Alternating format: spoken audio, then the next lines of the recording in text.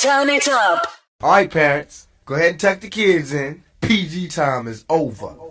The wait is over. Move this. Hello, everybody, and welcome to Everything Paranormal Podcast Show 2021, Episode 18. We're moving right along here. It is everybody's famous day of every week, of every month, of every year. Hump day. That's right.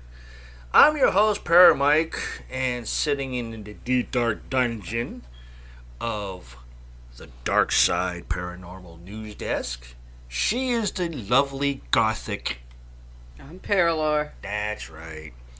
She is going to be here for today, tomorrow, but Friday, not so much.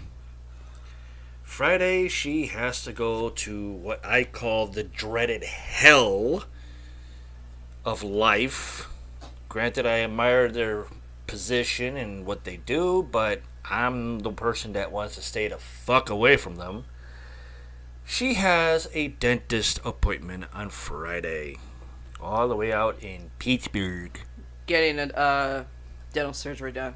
Yes, It's going to be a little while before I'll be able to talk. Yeah, she's getting her, what she would call messed up pearly whites taken out. And she's going to have stitches in her gums where her teeth used to be. I'm getting a dental overhaul. Yeah. So I'll be trying to do multiple things on the podcast show while she is away from it. And hopefully when she gets her new teeth in, she'll be back. Yeah. Which will be a lot nicer. But for now, with no teeth, when it comes, she will probably have her laptop by her bedside and finding some glorified stories and whatever else she decides to find, while I'm here in the studio trying to finish up some stuff that we've been trying to get through, and whatever emails she cannot read, I'll be reading them. So that should be fun for me, bouncing between 5,000 different stories. He's going to be, today he's going to be doing urban legends. Yes. So who wants to go first, you or me? Me. Okay, we're going to throw it over to Paralore in the Dark Side Paranormal News World. Enjoy! We're doing, we're going to be talking some, paratainment. My new phrase of pop culture. Our first story. Did you just do a pirate reference? What? Arr! No. It sounded like you did. This one's from MSN.com. Done by Brian Wilk. Blade Runner and 11 other sci-fi films set in a future that's already in the past. Don't know if that title is supposed to make sense, but we'll go with it.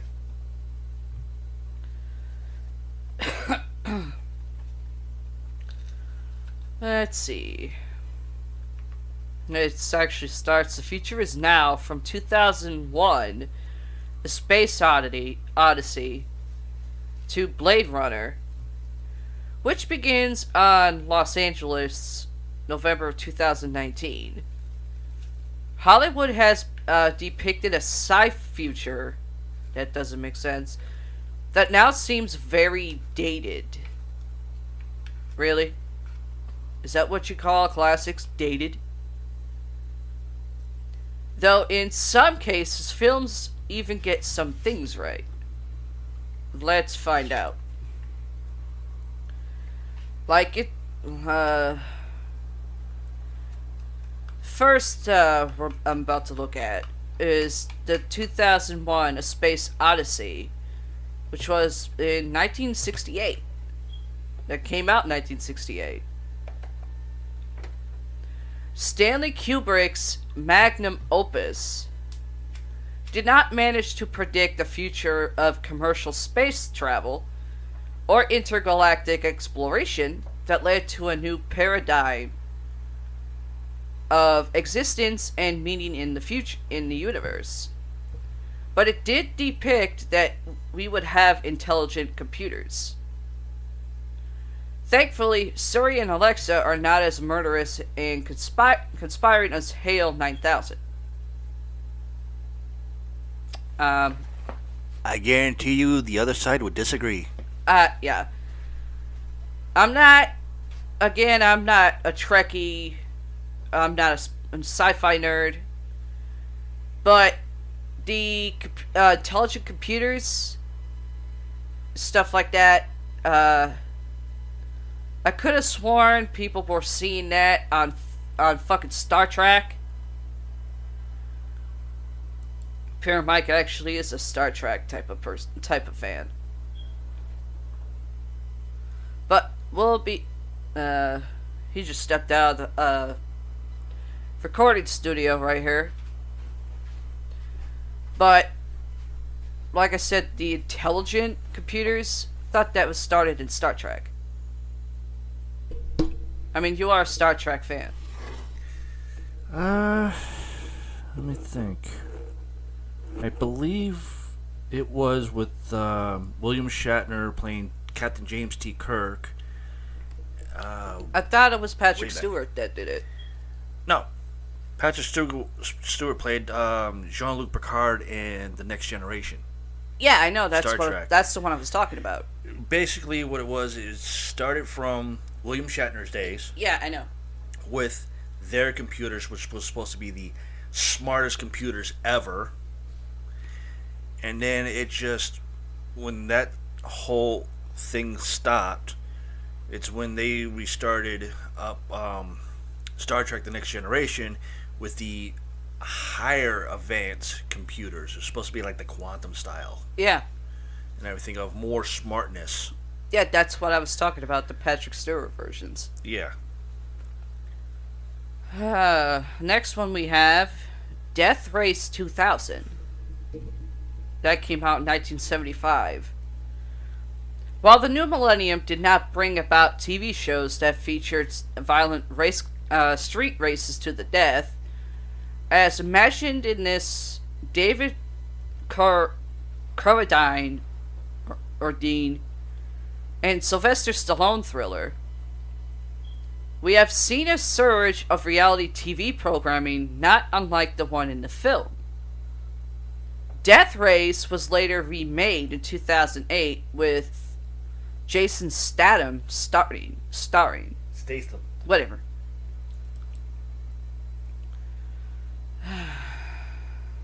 Escape from New York, 1981. John Carpenter's Escape from New York. Imagine that all of Manhattan has been turned into a giant maximum security prison to manage violence and crime run amok. And that we realized this future by 1997. That's why I'm looking at Kurt Russell with a fucking pirate patch over one eye.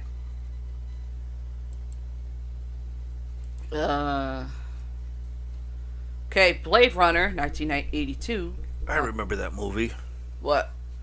The one where Kurt Russell has that eye patch. I remember that one. Yeah.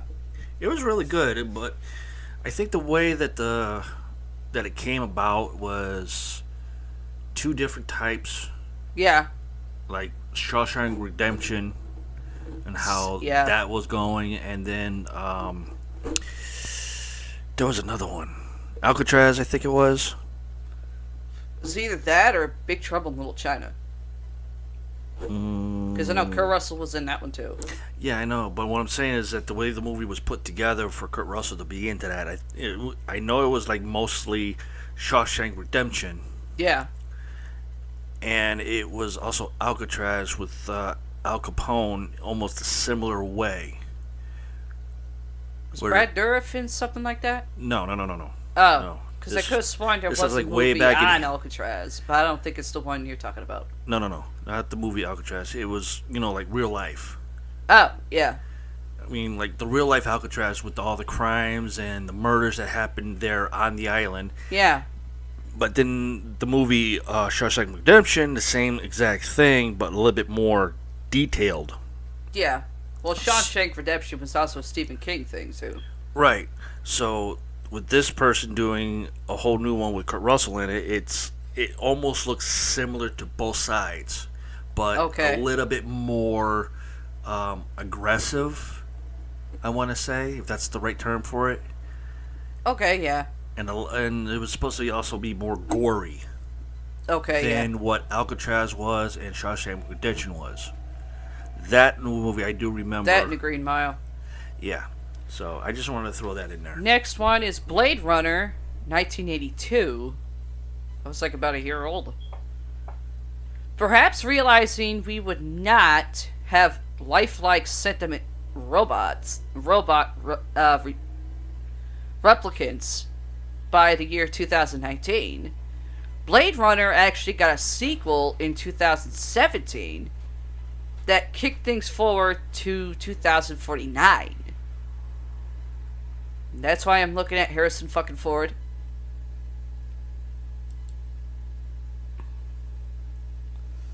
Okay. Movie called 1984, which came out in 1984. A reoccurring theme on this list is that movies whose titles are years are inherently dated. And there's no better example of that than the adaptation of George Orwell's dystopian novel 1984. The book was first adapted to the screen in 1956, before my time. Then again in 1984 itself. But the year still has an unusual connotation with the future. As the latest season of American Horror Story was subtitled 1984, and even the next Wonder Woman, Snore, which I'm not seeing, movie will be set in 1984. Actually, Wonder Woman by the previews looks like it's in the past in 1984, just by the outfits.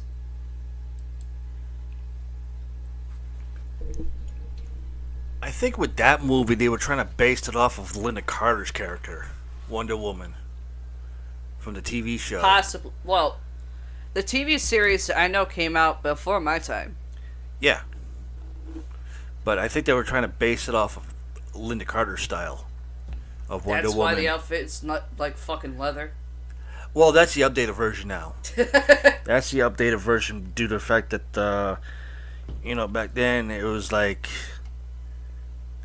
nice to start off with, and then it started getting like saggier and saggier and saggier. And Yeah. then it's just like, well, okay, let's do WW84 Okay. Wonder Woman and make the outfit look more advanced, Okay. more super powered like, Yeah. and everything. And I was like, ugh. You know, a And lot I'm of like that looking shit's at fucking CGI. Yeah, and I'm like looking at the outfit. I was like, okay. I used to watch Wonder Woman growing up, right after Great American Hero, which I'm still a huge fan of, and I wish they put it back on DVD. But it's like, okay, now they have her in a skirt in certain scenes, and then That's like the only. And then that's they like have the her- only good thing about the movie is the outfit. and then they have her back wearing what Linda Carter would wear in certain other scenes. I'm like, no. If you're gonna try to redo a Wonder Woman theme for a movie, do it the right way. Did she ever, in any of the comic versions, did she ever go up against a female? Because Kristen Wiig's playing like the female badass in the movie. Just no one notices it until like some part in the freaking preview. I wasn't much of a comic book nerd, fortunately. So I've never read any of the Wonder Woman comic books whatsoever. But you've heard of them. I've heard of them and I've seen them, growing up in my home state, but I just never was a comic book nerd. I was more like... Because the outfit Kristen Wiig looked like she was wearing was something like a leopard. Yeah, no, I was more of a baseball and football, basketball nerd. Because there used to be a store in my neighborhood where I grew up called Bob's Hobbies and Collectibles. Yeah. It was right next door to the soft serve ice cream. So it was like I would go get ice cream and then I would run my little ass right into the store next door and I would buy like baseball Beckett books, football Beckett books, basketball Beckett books, and with the basketball cards, football cards, yeah, baseball cards, I would just like flip them over, look for a certain number with the name to match it in the Beckett, and see how much the card would be worth today, and how much it would be worth like 100 years later. Yeah, what happened to all those? Your biological mother fucking sold them all. No, she didn't. She didn't. You actually believe a damn word that comes out of that bitch's mouth. I actually brought it over to a friend's house, and I left it there because he knew a little bit more about baseball, football, and basketball cards and how to understand the book, because I didn't. I left it over his house, and then I went on vacation with my family members, and about a week before coming back from vacation, his house burnt down. Oh, okay. So I lost everything, and I said, you know what, I'm not going to even try to re-spend the money again to go get them. And that's when Bob's Hobby and Collectibles went out of business. I was like, damn. Mm. I was sad. Okay. Next one we got is The Running Man, 1987. Another example of how reality TV has taken over the airways. Arnold Schwarzenegger stars in this campy sci-fi set in 2017, where he is recruited for a deadly futuristic game show in which he's forced to fight for his survival. Okay, why does that sound like other fucking movies that came around? For example, Stone Cold Steve Austin, Last One Standing, or something like that. Same fucking premise.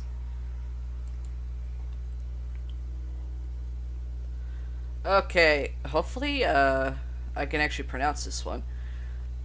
Akira, 1988. And I'm actually looking at a movie that's anime. In 1988. The futuristic anime Akira is set 3 decades after a nuclear bomb fell on Tokyo and started World War III. Okay, that's anime, so I can understand that premise. Causing gangs of motorcyclists to take to the streets in a battle against oppressive government forces. Sounds too familiar. That didn't happen, but then neither has a planned live-action remake of the film, which has been in development.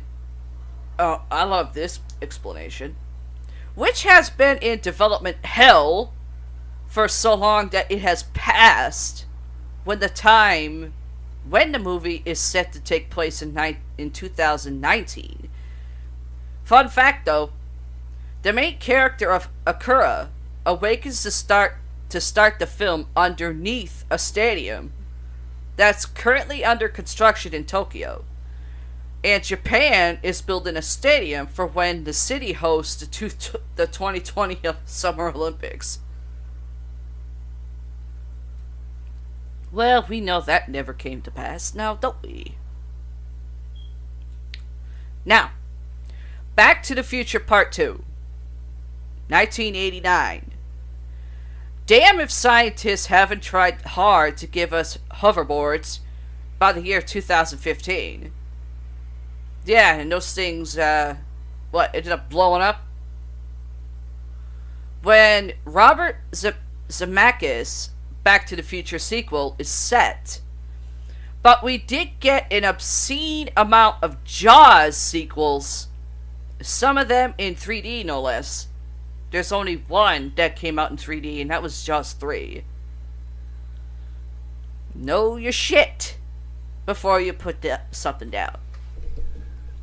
Well, since you mentioned hoverboards, we actually did get the hoverboards that did blow up, except they were wheels. Yeah, I know. That's what I said. Not like the movie that was supposed to be developed. I know. That's why I said. A hoverboard without wheels. Yeah, 2015, there was that version of that with wheels. Yep. And those fucking things started blowing up. Oh, yeah. $300, $400, $500 for those things, and then bye-bye. Yep. You wasted your money. The movie was also a year early on the Chicago Cubs winning the World Series, as the team broke a 108-year drought to win the World Series in 2016. More likely a 100-year curse.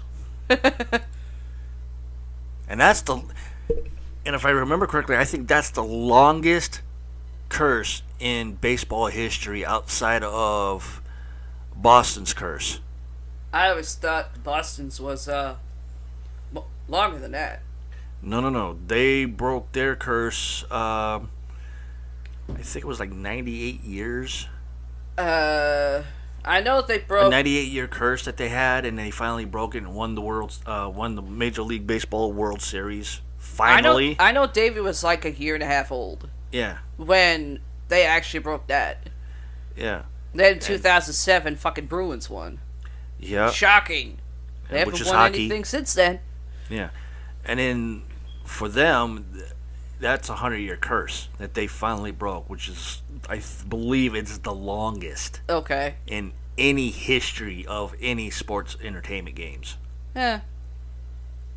Unless I'm wrong, let me know. You know, our Facebook page, you can comment down below. Let me know. Terminator 2.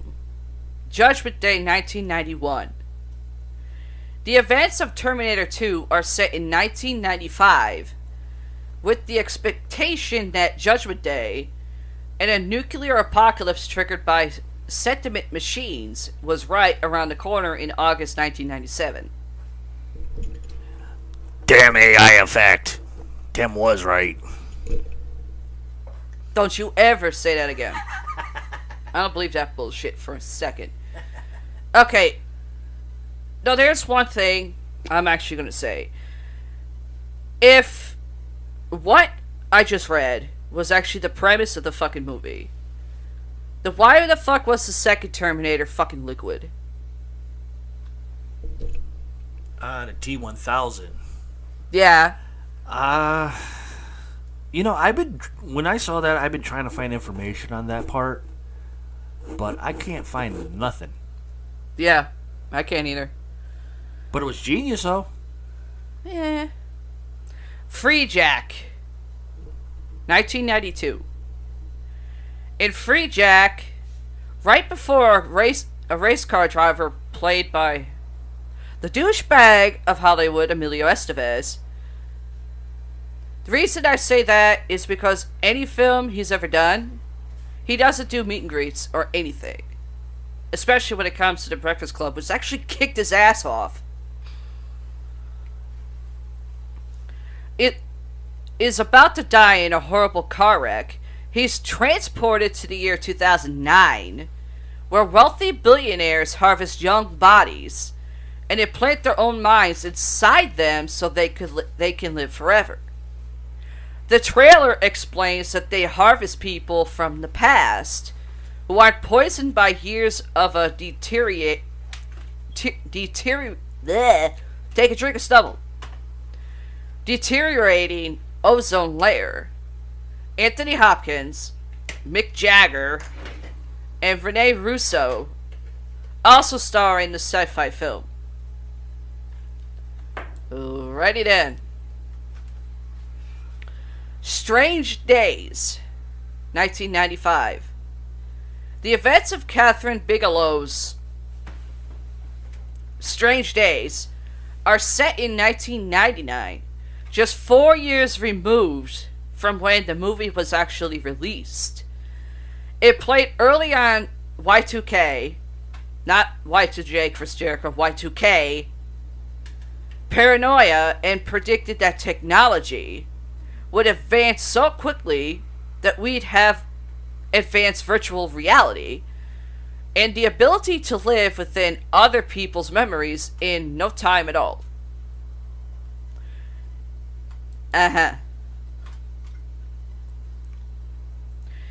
Okay. The movie 2012, which came out in 2009. Roland Emmerich didn't get the year right, but he was ahead of his time when it comes to imagining a global catastrophe tied to climate change, a story he also told with The Day After Tomorrow. None of this... Okay, a couple of these movies that I just read, they are sci-fi based and futuristic based. If you want to talk a fucking movie that predates future and not talking Back to the Future, The Fifth Element. And Paramount just dropped something after I said that. I think if you're gonna look at a movie that's supposed to predate the future or something like that, you're gonna actually see that in The Fifth Element with Bruce Willis. Even though some people think, Bruce Willis, every time he's in an action movie, he only has a few lines and the rest of his shit's talked about in action. I'm thinking some people say that probably because of Die Hard. Which, the Die Hard movies are really good. And also being in the movie, Color of Night, which is actually one of my favorite movies. He does a stunt in the end of Color of Night, which is exactly from one of the freaking stunts he did in one of the Die Hard films, where he catches the girl. Yeah. Okay.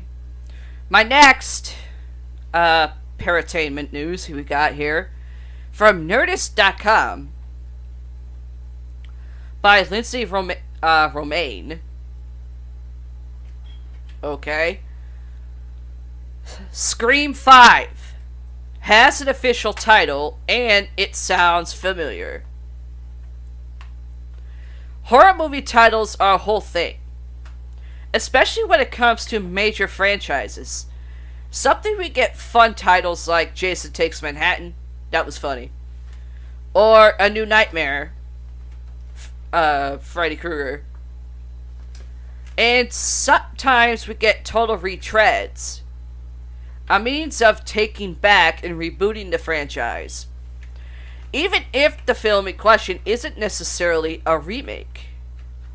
Oh, if it's a movie and they're not saying it's a remake or a reboot, you could tell. If you're like me who knows horror movies, if the horror movie doesn't say reboot, remake, or reimagined, but you see almost the same thing as a fucking classic one, but you hear, oh, it's a different spin. It's a fucking remake! Okay, see Halloween. For a meta series like Scream, it would have gone anyway. But we have to admit, we're a little surprised by the official title for the upcoming Scream 5. See, I knew there was a Scream 5 coming. The past 4 years have had pretty convention titles: Scream, Scream 2, Scream 3, and Scream 4. Simple, right? But according to to Kevin Williamson, who wrote the original script, the next Scream film, will buck tradition in a tweet. Okay, Williamson confirmed that Scream 5's official title is Scream. That makes no fucking sense. That's a wrap on Scream, which I'm excited to announce is the official title of the next film. Nearly 25 years ago, when I wrote Scream and Wes Craven brought it to life, I could not have imagined the lasting impact it would have on you, the fans. Interesting. What could this mean for the franchise? Like we said, the Scream series is incredibly meta, which means it's majorly big. So maybe there's some sort of in-universe reason to give it the same title as the original 1996 film. We already know a big portion of the original cast is coming back.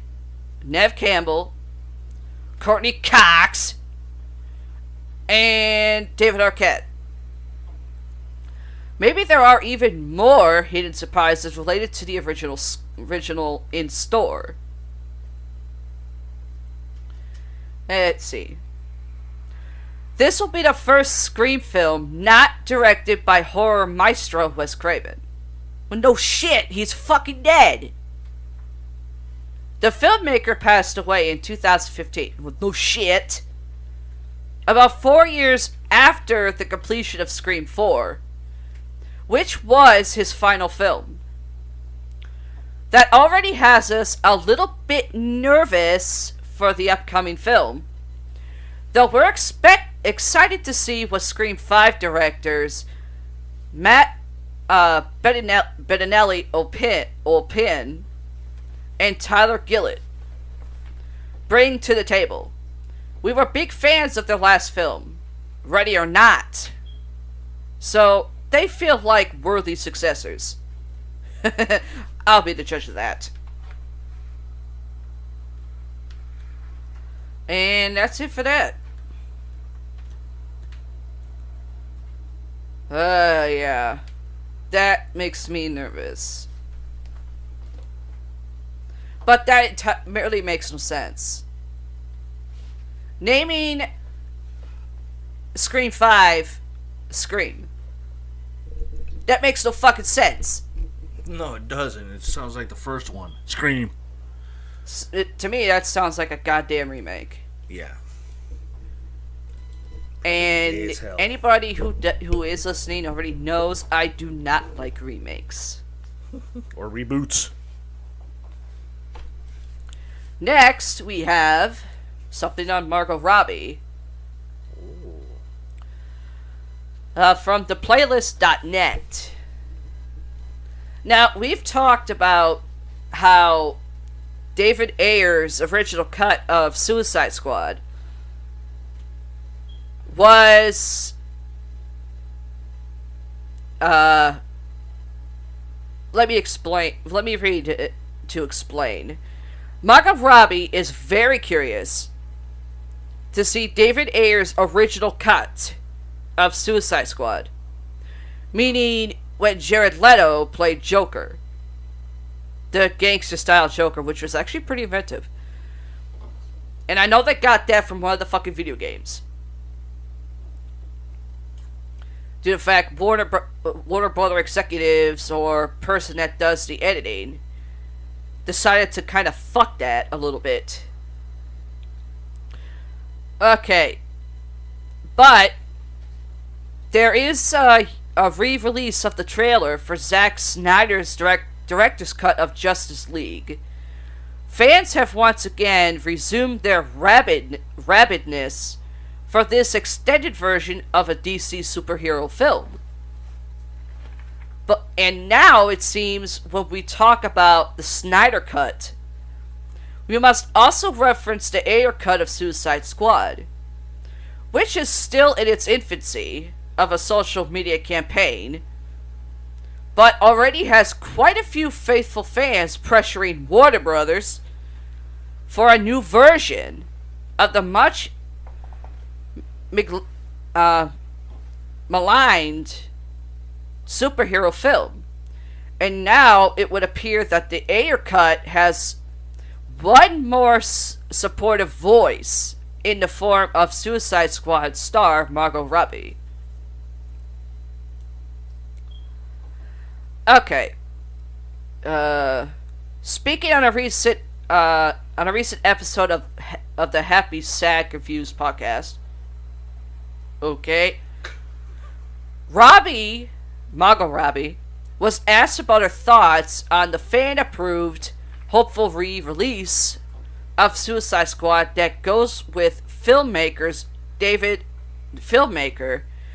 Ayer's original vision for the film. And though she hasn't seen what that might look like, she is very intrigued by the prospect.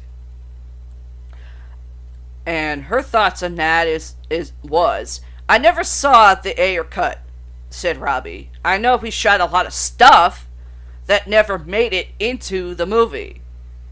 We all know why. I'd be very curious to see it myself. Make no mistake, the drama surrounding WB's Suicide Squad, not to be confused with James Gunn's forthcoming The Suicide Squad, pales in comparison to Justice League. That said, there is a big difference between the version that was sent to theaters and the version that Ayer originally turned into the studio.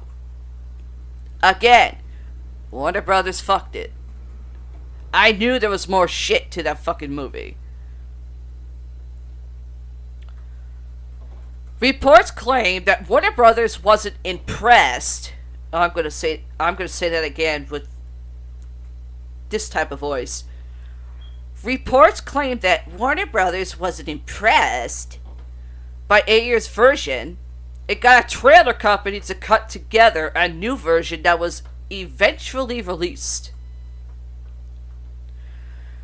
And though the film made a ton of money, critics were harsh, and fans eventually came around to understand that Suicide Squad is an incredibly flawed film, to put it mildly. I did like it, but I actually want to see the Ayer's director's cut. And with the precedent set, fans are hoping that David Ayer's director's cut of Suicide Squad can get the same treatment as the Snyder Cut. But WB, of course, has yet to hint at that being a reality. Now, with Robbie voicing support, maybe there will be renewed interest. We shall see.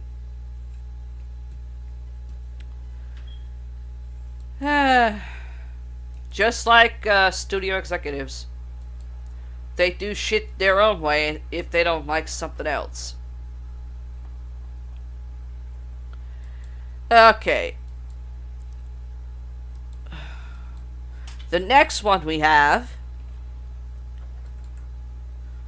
why Tom Holland's Spider-Man has mechanical web shooters. In parentheses, not organic. Which means that shit was actually CGI'd. Organic webbing is an integral part of Sam Raimi's Spider-Man trilogy, but Tom Holland's tech is more comics accurate and a better fit for the MCU. Let's find out, shall we?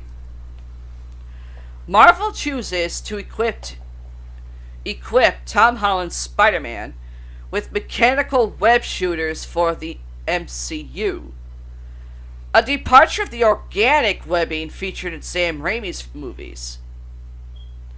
Filmmakers are always seeking a fresh perspective on established characters, but this change is more than just an arbitrary tweak to distance the superhero from past adaptations. The mechanical web shooters are actually more accurate with Stan Lee in Steve Ditko's original comics, and they fit better with the MCU's version of Peter Parker, who is poised to become the next Tony Stark. Oh god. Not another fucking Iron Man. No, it's not another Iron Man. Thank God. It's just that I actually seen that and everything. Peter Parker tries to do what Tony Stark did. Oh. With all of his Iron Man suits that he has created. Okay. And Spider-Man is trying to do the same for his spider outfit. Okay. So it's supposed to be like Iron Spider-Man. Okay. With all the technologies and all the gizmos, the gadgets, and that Tony came up with, he incorporates it into his suit. Okay. Because at that point, Tony Stark supposedly somewhere died. In the last movie, and then he left a message for everybody. Okay. And the guy that's usually with Pepper, like was the chauffeur and the bodyguard of Tony Stark and everything. Yeah. He decides to take Peter Parker with him to continue Tony Stark's legend. Oh. That's why. Spider-Man. Okay, we know the premise of fucking Spider-Man. Spider-Man is the alias of orphan teenager Peter Parker, a fictional character from the minds of comic legend Stan Lee and Steve Ditko. That's Ditko. Who first appeared in the anthology comic book Amazing Fantasy number 15 in 1962. A bite from a radioactive spider, no shit, gives Parker spider-like powers such as clinging to surfaces, superhuman strength, and agility, and a precognitive sixth sense, aptly coined Spidey sense. Can we get even more nerdy? The superhero quickly rose to Marvel fame, but it wasn't until 2002 when Tobey Maguire suited up as the web-slinger for Sam Raimi's Spider-Man trilogy that the character received its first live-action film adaptation. Raimi's version had all the elements fans had come to know and love, with one notable addition: organic webbing that could be shot out of the glands in the wrist. Although popping up sporadically in the comics, organic webbing wasn't established as a core element to Spidey's powers until Raimi's movies brought the concept into the mainstream. Marvel took over production of Spider-Man films and incorporated the character into the MCU, with Tom Holland's starring role in Spider-Man Homecoming, following in the footsteps of the Amazing Spider-Man reboot in 2012. I didn't see what was so fucking amazing about it. Marvel abandoned organic webbing, but the studio took it a step further. Marvel used the mechanical web shooters as an opportunity to highlight Parker's genius and intellect. This paved the way for Tony Stark's entrance into Parker's story in what would become a core element of Tom Holland's Spider-Man, which Paramike just mentioned about Tony Stark. Recognizing the potential of Parker's unique superhuman powers and intellectual genius, I don't know about all that, which led to the creation of a synthetic web fluid, and subsequent web shooters. Stark takes the youngster under his wings through the guise of a Stark Industries internship. Again, what Paramike just mentioned. The collaboration proves bountiful for Parker, who receives a new suit complete with Iron Man tech and an AI companion. Let Tim Dennis start shooting out AI conspiracies again. The decision to have Tom Holland's Spider-Man build his own mechanical web shooters is a return to Stan Lee and Steve Ditko's original comics, and a better fit for the MCU. In his comic book origins, Peter Parker synthesizes a unique adhesive web fluid that builds a pair of wrist-mounted web shooters that allow him to shoot and form the fluid into an array of shapes. This is something that Stan Lee said before. The one thing I liked about Peter's web shooters was the fact that they made him more vulnerable. The web shooters provide the possibility for heightened tension because at any moment, Spider-Man could run out of fluid. This became a recurring gimmick during crucial scenes in the comic series, and has already been utilized with Tom Holland in Spider-Man Far From Home. That could stay far away from my home. The sequel also sees Parker gain access to what appears to be the entire arsenal of Stark Industries following the death of Tony Stark in Avengers Endgame, rendering the motive for a tech-based suit and a web shooter even clearer. Parker is now poised to replace his mentor's role as an inventive genius and transitioning away from a character whose powers rely within to one who relies heavily on technology better aligns with this trajectory. Since his creation by comic legends Stan Lee and Steve Ditko, Spider-Man has gone through various changes both on the page and on the screen. Though organic webbing produced inside the body has made its appearance from time to time, the latest rendition from Marvel Studios sees Tom Holland's Spider-Man return to the original comics with synthesized web fluid and wrist-mounted web shooters. With Parker's ascension into the genius inventor role vacated by Tony Stark, his relationship with technology is becoming even stronger. Exciting possibilities await Peter Parker and his high-tech suit in future Marvel productions. I'm not impressed. Let's see.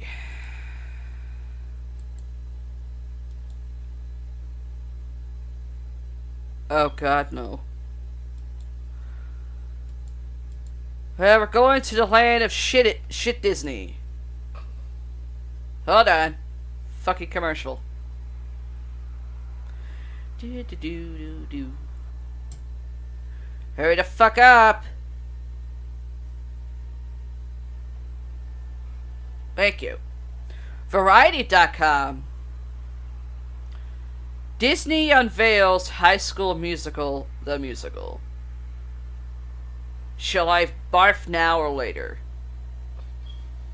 The holiday special trailer, TV News Roundup. In today's TV News Roundup, Disney Plus unveiled a trailer for a High School Musical. The musical, the holiday special. That's a little too long for a goddamn fucking movie. Even if it's a fucking musical. Why not just name it High School Musical Shit Days? Or better yet, High School Musical The Holiday Special. Not blah blah and blah. And Amazon Prime Video announced a release date for The Wilds. Don't know what that means. Okay. Sable Shepherd has joined the cast of Showtime's... Oh, wait. Wrong one. Hold on. Okay, that was it for that. Really. That's all you gotta fucking give. I got no time for your ass then. Okay. Agent Coulson has ditched Avengers for Marvel Superman. Agent Coulson, again, has ditched S.H.I.E.L.D. in order to become director of the Squadron Supreme of America Project, Marvel Superman. Oh god, don't tell me they're fucking remaking that. I think that's a little bit too late. Warning, spoilers for Taskmaster #1 below. Agent Phil Coulson is one of the Avengers' biggest allies, as in both the Marvel Comics universe and the Marvel Cinematic Universe. Coulson has been largely portrayed as a heroic character. However, more recently in the comics, Coulson has taken a turn towards the dark side.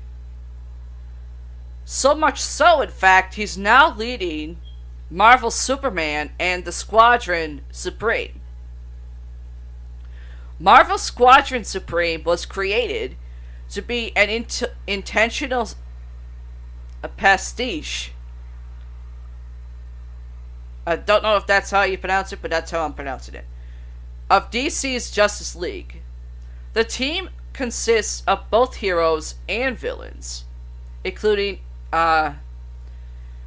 Hyperion, that's powered, or whatever, Superman, Nighthawk from Batman, Spider, Dr. Spectrum, Green Lantern, Power Princess, Wonder Woman, and Wizard.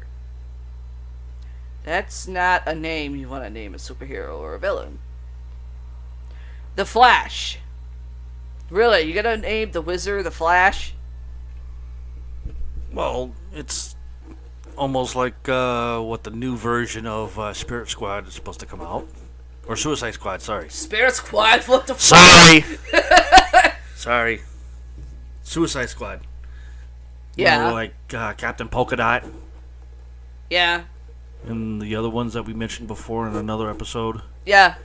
Those are some stupid names for Marvel comic characters. Or Yeah, DC characters. Well, we already know half of them gonna get killed off anyway. Yeah, I know that, but still. I mean, why are you going to put all these people in with Margot Robbie's character, Oh. Harley Quinzel?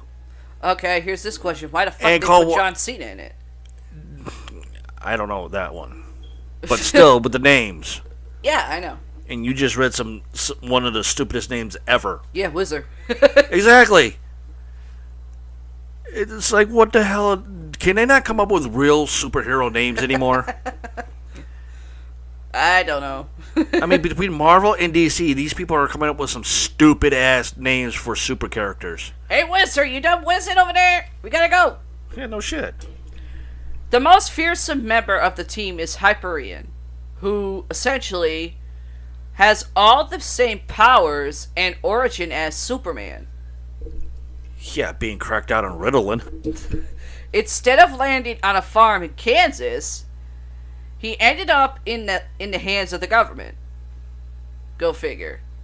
Marvel's Superman gets his powers from cosmic radiation, and unlike the Man of Steel, isn't afraid to get his hands dirty to accomplish his tasks.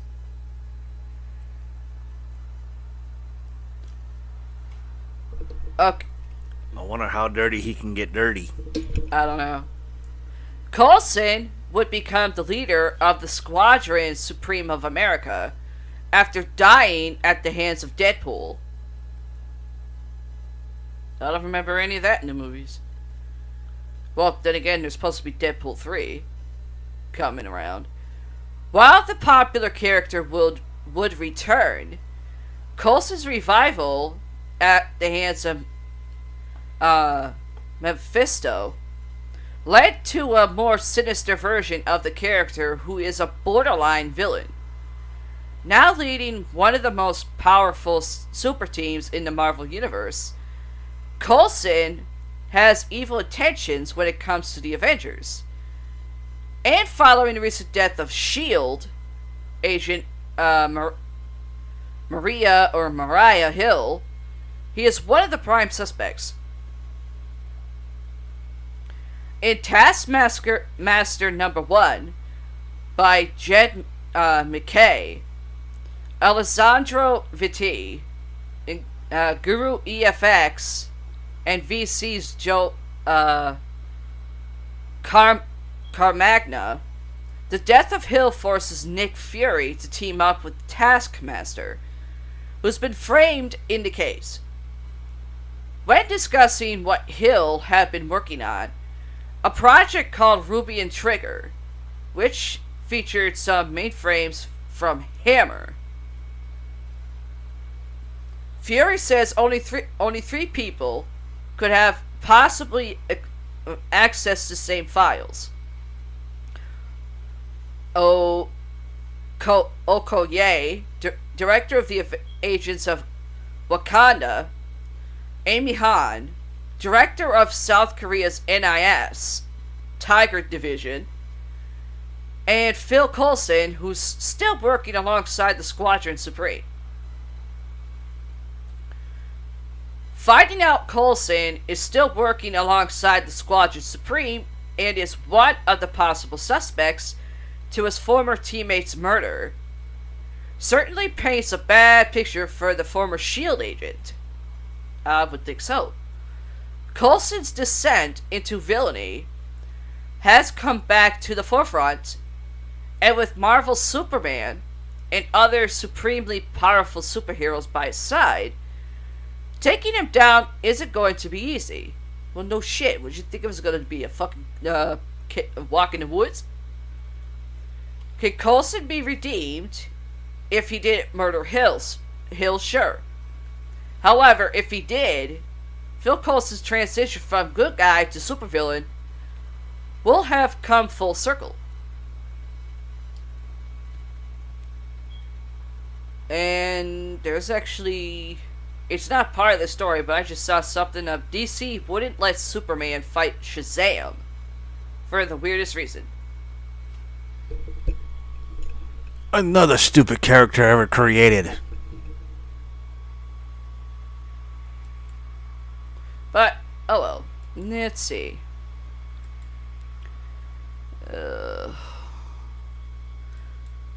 Shark Boy and Lava Girl return as parents. This is from entertainmentnews.com.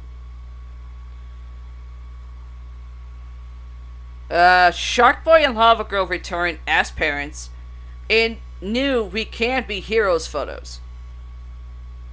Okay. You Bet director Robert Rodriguez brought back Shark Boy and Lava Girl for his new movie set in the same cinematic universe, We Can Be Heroes.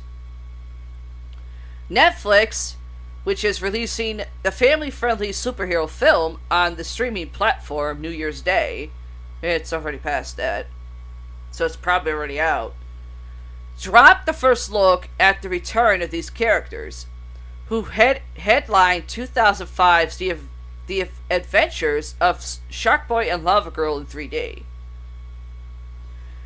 How about Snore and Snore Some More? Tyler Lutnier and Tyler Dooley played Shark Boy and Lava Girl, respectively, as child actors in that earlier movie. Dooley, now 27, plays an adult lava girl in We Can Be Heroes, while J.J. Dashnaw, who played Brat's dad in Rodriguez's Spy Kids, plays Shark Boy. What's the matter? They couldn't get the other guy? The one that originally did it?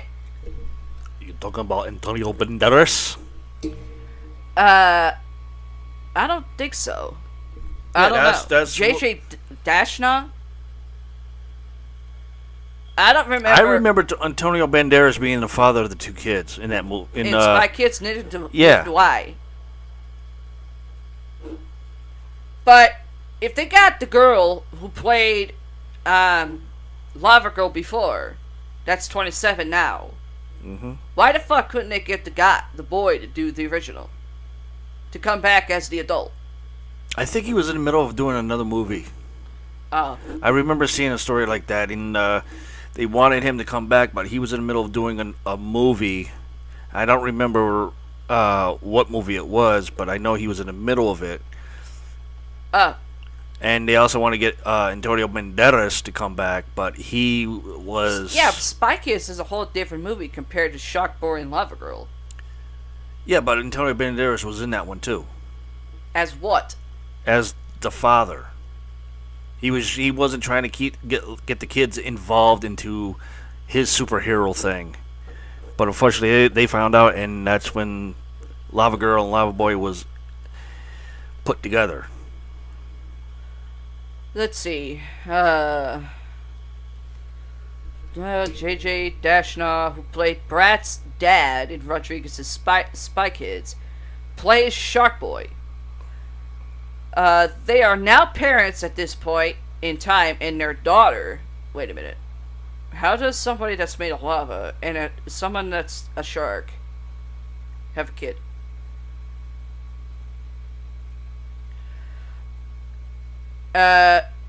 Nope. And their daughter, Guppy... That's not something you want to name a kid in a fucking kid movie. As seen in a photo by way of Bird Box's Vivian Lyra Blair, is half shark. Yeah, I'm looking at the photo. And of course, the shark is a fucking great white. A lot of families have spent a lot of time together.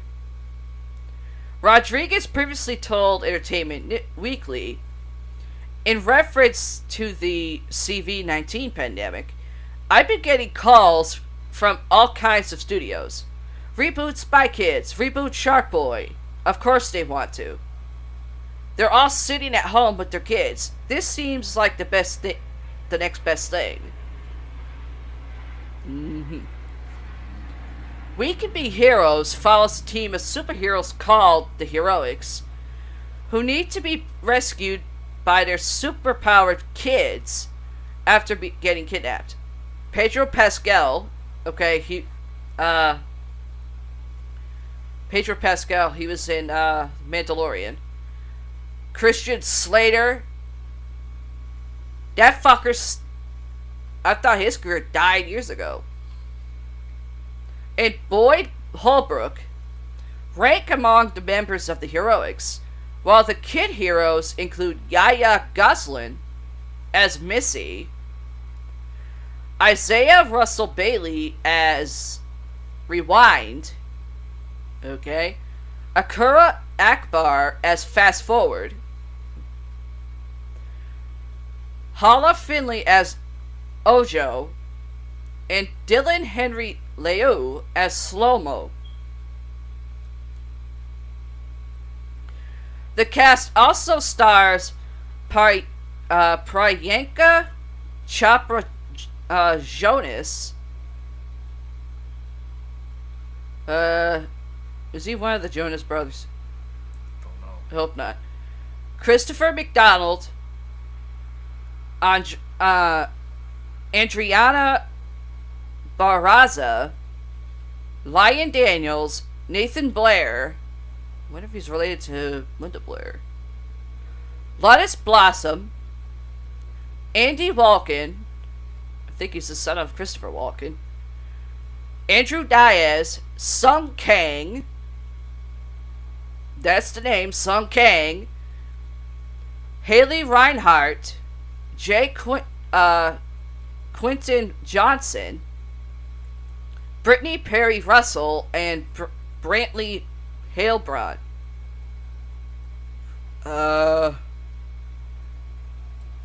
You want to weigh in on anything on that? Nope. Okay.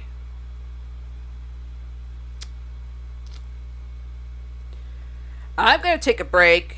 Paramike will read some urban legends. I believe that's it for paratainment news. Okie dokie. Well, in urban legend news, we have a story from what's named after a goofy dog. Shit. No, Drop the lighter. not that dog. Close enough though. No, this is from Chihuahua, Mexico. Where? State Trooper? No, I did that. We did that one yesterday. I don't remember you actually doing A few that. days ago, actually. Yeah, I did. You said you wanted to do it when we recorded today. No. Because you didn't finish it. No, I said that I would put it at the end of episode 17, which I did because it was a video and I wasn't going to read the whole thing. It's already there. It's on episode 17, the end of the podcast show, which is going up on our YouTube channel right now. Okay, Just so you're take a little basically time. being a tease. Well, I did say I was going to put it on there because it was a video and it would be a lot easier to listen to it. That's already been done. Okay, where the fuck are you at then? The Spanish name there, La whatever it is. La The corpse. Pascualita? Yeah, the corpse bride. Okay. Due to the fact I can't say a Spanish name that well, but certain ones I I'll do can. the best I can. It says it was here from 2014 on July 25th. I think we heard of this before, but we never really thought about it. Yeah. It says, is this bridal shop mannequin actually a preserved human corpse? Which is a question. Uh-huh. Chihuahua, Mexico, or Mexico, has a famous bridal shop. The business can attribute its popularity to the startlingness, lifelike mannequin that has stood in the window for the past 75 years. La Pascualita. Thank you. Come here, you stupid mouse. And looking at the photo, it goes La Parlor, or La Popular. Yeah. La Popular, yeah. It's not French. I like the dress, but I've seen retail stores and retail department stores and everything have mannequins, which we call dummies. Yep. They try to make them look like they're lifelike, Oh, yeah, of course. but they're just dummies.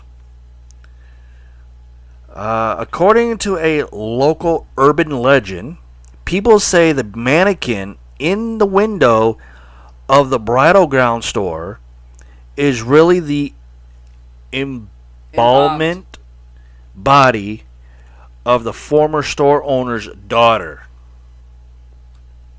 Let's take a closer look here at I the wouldn't- face. I wouldn't know what the store owner's daughter would look like due to the fact I doubt if there was a picture. Mannequins, okay. Mannequins in the stores, they're not fucking pale white. They're fucking tan almost. Depends tan on the lighting. color. Depends on the lighting, though. Okay. You have to every work in that time- factor. Okay, every time we were at the fucking mall in Holyoke, and we looked at fucking mannequins wearing whatever the fuck they were selling, or what was on sale or whatever, Right. the mannequins weren't paler than a fucking ghost. They were fucking tan. I Yep. mean, the face, okay, the hair, for one, it almost, Looks like it was made out of clay. A little bit. I mean, the eyes. I mean, the lashes look fucking authentic. And the eyes, even though they look like they're glass, but we've seen glass eyes. Yeah. And they aren't that bright. No. Unless it's the way the light hits it. Then they look bright. Okay. I mean, that's what you got to factor into is the lighting. Go ahead. The former store owner was called Pascula Esperanza. Thank you. The mannequin is nicknamed La Pascualita, or Little Pascula. La Pascualita means Little Pascula. i.e. her daughter. Another picture of it. Now that you actually can get a good look at the hair. Yeah. At that picture, it doesn't look like it's out of clay. No, it doesn't. It doesn't look like it's horsehair. No. Looks like maybe a wig. Maybe like a really cheap ass wig just put together. I don't think I've ever seen a fucking mannequin that has fucking wig for hair. I have. Oh dang, what's that mall down south there? It's kind of nice, but dress ain't my style. No. I'm trying to remember that damn mall down south that I went to. Huh? I'm trying to remember that mall that I went to down south. Oh God, Wilmington Mall. Yes. Yes, I've seen. You went in one store. I've seen mannequins in that store where they actually had wigs on. Yeah, you went in one direction. I went straight to Hot Topic, my fucking candy store. Yeah. Goes on. According to the legend, her daughter died from the bite of a black widow spider on her wedding day. So Pascula embalmed her and stood her up in the window of the store. That's just nasty if that actually happened. That's freaky. Well, it doesn't say where the spider bit her. I know. Because I mean, we've heard of black widow spider bites. Yep. I've been bit by one. Yep. And then there's a brown Almost recluse. died, but the anti-venom that's out actually prevents that. Right. And so obviously they probably didn't have the anti-venom. Right. And there's also the brown recluse as well. That too. Name? So that you could say it better than I can. Pascula denied that the mannequin was her daughter, but the rumor had already taken on life and no one believed the woman. Could the legend be true? Question. Take a look at the images below and decide for yourself. The detail you'll be able to see on this corpse bride is incredible. Unfortunately, this is a podcast show. You can't see it. makes for great radio. Looking at the hand. Okay, mannequin hands are almost skeletonally thin. Yeah. This hand is like full form. Mm-hmm. Similar to mine. Yeah. And then you could almost make out like veins in the hand. Almost. Read below the. Hang on. Okay, some say that La Pascualita will sometimes shift positions in the window during the night. During the day, her eyes will follow weary customers around the store. That can be just paranoia when people are afraid of mannequins or dolls or whatever. Yeah. Same way. Okay. Half the time I think the damn mannequins are looking at me. And I hate those things. Okay. Her gown is frequently changed, and only the owner and a few close employees are allowed to dress and undress the lifelike figure. Some locals and brides-to-be pray to her or leave gifts for her with the shop workers considering La Pascualita. to be a saint. Okay, let me take before you continue, let me look at her hand here. Her other hand. Basically the same hand in the other pictures. Well, one looks like it's the right hand. This one, I want to say, looks like the left. That is the left. Just go back up to the other pictures. Hang on. That's the left hand. I know, I'm looking at my hand as a comparison here. Great radio. I'm not a palm reader, but I can, I'm sensitive, but not that type of sensitive. It looks like the hands look like the crease of a female. Mm-hmm. And it looks like there's a scratch on like the center palm towards the sleeve. And the nail and above the thumb or above the index finger? No, basically like right here. Oh, okay. I mean the nails, if it's a mannequin, it ain't freaking kept well with the fingers. No. But then I'm looking at the other one here, the full version. Oh my god. That's like fucking chapped hands. Yeah. Where the middle finger is, it looks like there's blood. Yeah, like where the bite was. Or wherever she might have been bit. It's like the whole thing right here, it just has like blood. Yeah, like in the middle of her like at the very end of her fingers. Yeah. Of course, not everyone is convinced La Pascualita is a corpse. Some say she may actually be a waxed dummy. Wax dummies do not have chapped fucking skin. And that's it for that one. Sent in by Reddit. Doesn't say who sent it in though. Yeah. But if you want to check out The Corpse Bride, there is a website you can go to. It is http://www.viralnova.com/corpse-bride. Or in this case, just without the www bullshit. Yeah. Because nobody goes by that anymore. It's just viralnova.com/corpse-bride. And you guys tell us what you think of this story. Which is Babysitter and the Clown Statue. That sounds interesting. Let me take this one. You fucking go away. Yeah, my thing just shut down on me on that one. Okay, sent in June 12th, 2014. Originally published on this site in September 2011. This legend is the second most popular story submitted to the site.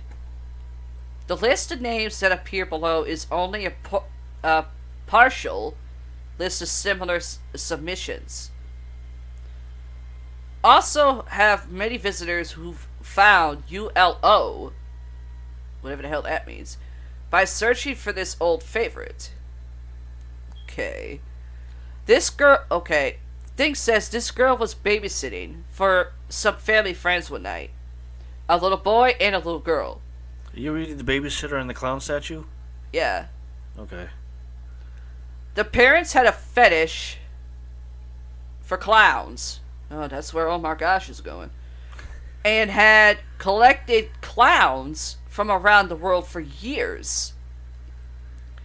Setting aside a room in the house just to put them on display. That night, the children were playing in this very room. Many of the clowns were just statues, and some were life-size. One in particular was seated in a small childlike rocking chair. The babysitter started to feel more and more uneasy about the statue throughout the night.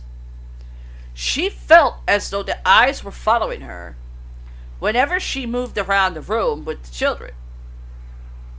She decided to call the parents. "I'm sorry to bother you," she said, "but I was wondering If I could move this clown that you have in the rocking chair, it's starting to scare the kids and I. Okay, here's the question here. Which says, what clown are you referring to? I don't recall us having a clown fitting that description. Are you sure it's sitting in the rocking chair? The mother asked hurriedly. The girl said, yes, I'm sure. It's sitting right here. I'm looking at it right now. Why? I know it's probably very old, and I shouldn't attempt to move it out of the way, but... Okay, and this is what I'm reading right now about the mother. Take the kids and get out of the house now. The neighbor across the street will let you in. Call me immediately when you get there. And with that, the mother hung up.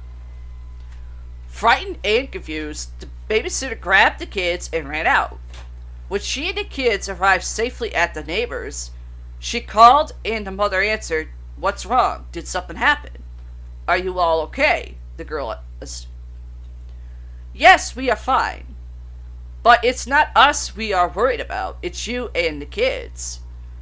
I'm so glad you called. We were afraid this would happen again. Again? We will be there shortly along with the police. I'll explain everything when we get there. And the mother hung up. The parents later explained to the girl that for some time, the next door neighbor had been giving them problems. He was mentally ill, heard voices, the whole bit. On numerous occasions, he had snuck into their house and tried to kidnap the kids. This son of a bitch should be in hell burning right now. This time, he dressed up in a clown suit, painted his face, and waited quietly until he had the opportunity to do what he came to do. The parents had informed the police many times, but never had any proof until now about what was happening. They thanked the girl, paid her, and drove her home. Okay, this was submitted by different people here. Cabri Bell from Oklahoma. Alexi, oh god, I'm butchering this name. Paradet from Corona, California. Janelle Revere from Massachusetts, which means asshole shits. Massachusetts, anyway. Alex Warwick from New Jersey. Emily W. from Loveland, Ohio. Sarah from New Hampshire. Rose Emron from North Carolina. Nick M. Don't know what that's supposed to mean. Chloe from North Bergen, New Jersey. Okay, here's variation here. The clown is sometimes in the living room. The clown statue turns out to be a little person that is living in the garage for 4 months and would go in and get food whenever the parents left the house. This time, he saw the parents leave and went in to get food like he always did, not expecting there to be a babysitter in the living room. Sometimes the babysitter calls the parents asking them if she could put a blanket over the clown. Are you fucking... Okay, that variation sounds stupid. But this one that I just read,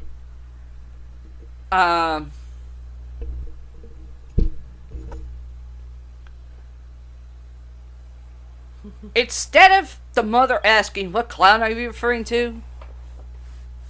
And instead of saying that, she said, we don't have a clown fitting that description in a rocking chair. Not, what clown are you referring to?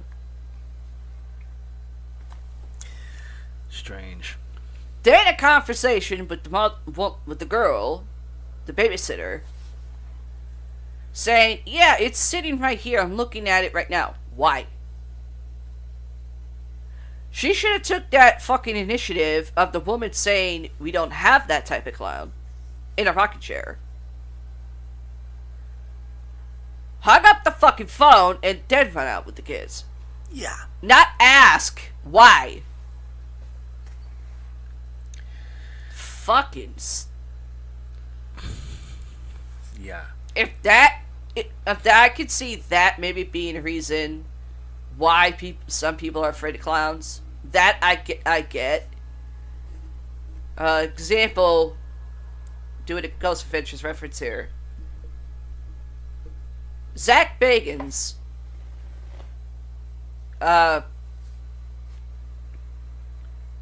Goodwin, Jay Wasley, and Billy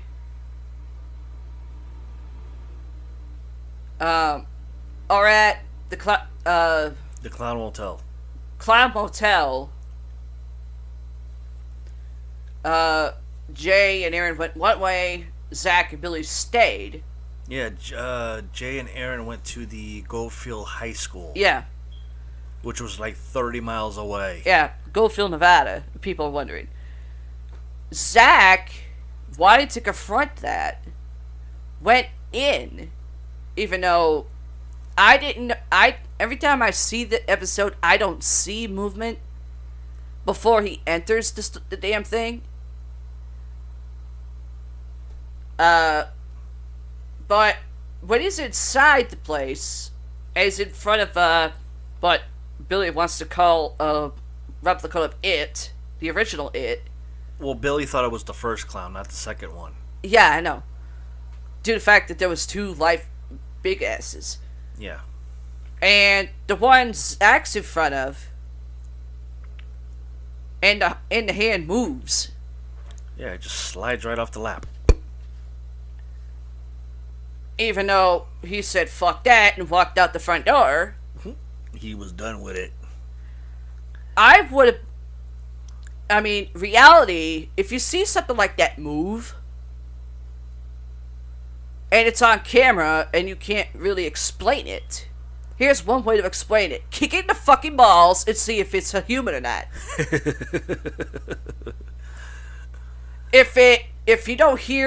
If he doesn't fall and grab himself or fucking scream from getting kicked, then you know it's not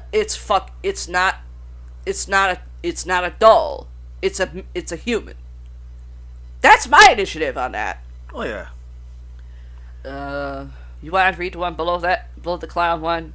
Irina Sendler. Not really. Okay. But I have a CIA UFO story. News story? Yeah, and I also have one of a famous TV show that ran for 4 seasons, and this one kind of caught me. Uh-huh. And I can't believe this man is doing it. After the 4 seasons TV show ran that long, and the show gave him the car that he drove, is now heartbreaking to me, and I can't believe he's doing it. But we're going to go with the CIA is releasing its UFO files. Here is how to see them. The CIA is set to release its own version of the quote X-Files to the public. The agency is releasing thousands of documents pertaining to UFOs and other phenomena. The papers are available to view at a website called The Black Vault. Believe it or not, I can't believe they're using that reference from Robert Ripley's thing. The order to release the files was part of last month's $2.3 trillion COVID-19 relief bill. I don't know how that would fit, but it's kind of strange.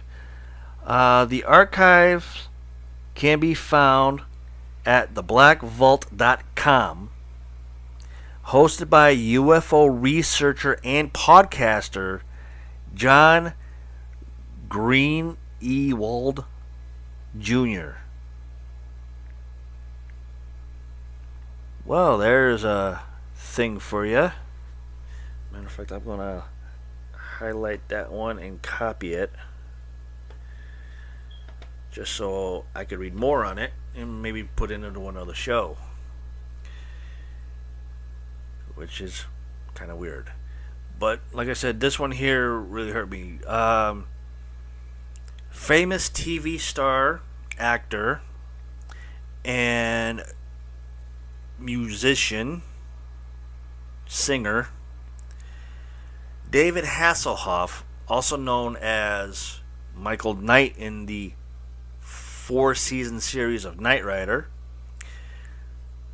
And this is coming from Motor Trend. The Hoff's personal kit is up for auction, and it ain't cheap. And this is the car that he drove in all 4 seasons. You're looking at David Hasselhoff's personal kit, aka Knight Industries 2000, a highly modified Pontiac Firebird Trans AM, or AM, given the full Knight Rider treatment. While this isn't one of the vehicles used in the show, bullshit, of which few survived, it appears to be an acting replica, doesn't make sense, of the hero car of the early 80s drama. And while you'd expect something like this, personally owned by the show's lead actor, to attract attention, to go for big bucks, you might not think it be, or it go for as big bucks as it's already at. This story's not making sense now, but that's how I'm reading it. At the time of this writing, with 10 days left on the auction, bidding is up to $475,000. Okay. But yet, he's in Germany with the vehicle. This isn't the first kit that Hasselhoff has owned or sold either. Last year, he told ERST Weil Top Gear host Chris Evans on his radio show that he'd sold a similar replica to a man in Turkey. The sale allowed Hasselhoff to donate $150,000 to charity. He claimed to regret selling the car almost immediately, as the Sun reported, and was hoping to buy another kit replica, perhaps the one listed here on Live Auctioneers is the replacement. Go away, you stupid ad. Interesting. There's a bonus if bidding stays hot and heavy. Sounds like what you do in a bedroom. Hot and heavy. That's what he said. That's what she said. Uh-huh. And that's what he wanted, because he asked for it. And that's what she wanted. Or in today's day and age, that's what he wanted, and so forth. Yeah. Hasselhoff will personally drive the car to its new owner if the price exceeds 25% over the reserve price. We aren't sure what the reserve is, but we'd be shocked if the current bid hasn't already exceeded it. There's one catch, though. Oh, go figure. There's always a catch to something. Always strings attached. Yeah. Now, I understand auctions and everything. Yeah. for people to bid on things like what you've been watching and what I've been watching with you. Yeah. Still When- trying to figure out how I'm gonna do that without fucking way that. When my YouTubes that I'm subscribed to don't really put up anything else anymore for a while, it's like almost the same thing in auctioning. Like auctioning storage units that people want to buy, which may be treasure in there, Which is 100% legal. or it's just fucking crap in there, and there's scams going at certain locations, which we have seen. Yeah, I know. That's why I'm undecided when it comes to buying online. Yeah. So it goes on saying the car is currently located in the United Kingdom. The star's wife is Welsh. And they've reportedly decamped to Wales. I don't know what the hell that means. It appears this kit replica came along too. No word on whether international buyers will still get to enjoy a personalized Hoff delivery. International buyers. That'll probably mean the people here in the United States. Ah, Due to the fact that the entire freaking world is shut down because of this again. COVID-19 bullshit. Goes on, will the Hoff regret selling this one too? Which is a question. Judging by the current bidding, we highly doubt it. And that's it for that story. I thought I was done with paratainment, but I guess I found a couple others. Former Disney Cruise Line cast member sues Disney due to permanent injuries from exploding chocolate. What? I'm about to read this shit right now. Exploding chocolate injury. Hold on. What did she do? Walk by the candy shop and the candy bars just decided to go boom? I don't know. Fuck you, bitch! From Wow News Today. Okay, Exploding chocolate, right. let's see. Let's find out what type of chocolate exploded. A former Disney Cruise Line cast member is suing the company after he suffered injuries in the ship's galley, which would be the kitchen, I believe. According to a report from WKMG, Click Orlando, the one-time food manager was severely injured. Michael Palas, a French citizen, suffered facial burns and permanent hearing loss in the left ear after a pressurized chocolate canister exploded in the pastry kitchen.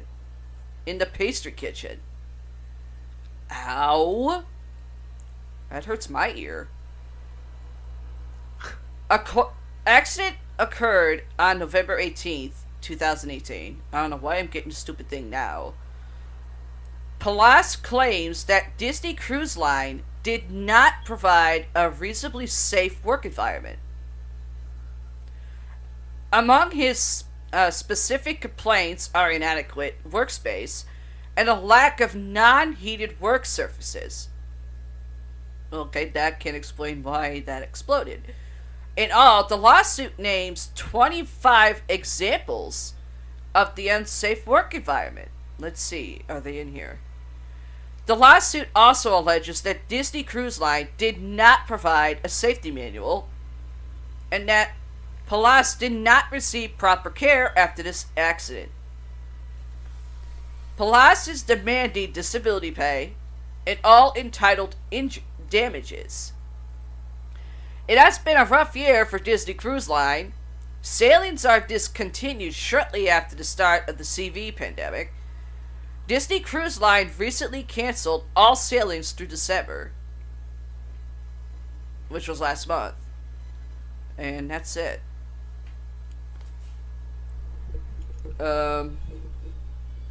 So, what the hell was he doing back there with the canisters? Well, one thing I could probably guess, I'm not a chef, but when you're dealing with chocolate, or heating, or doing something with chocolate, sort of like to start like a chocolate fountain, or making chocolate desserts, where you have to melt the shit. Yep. On cruise lines, and this was actually told to me by my stepsister Jen. Cruise lines have several kitchens. The main kitchen, I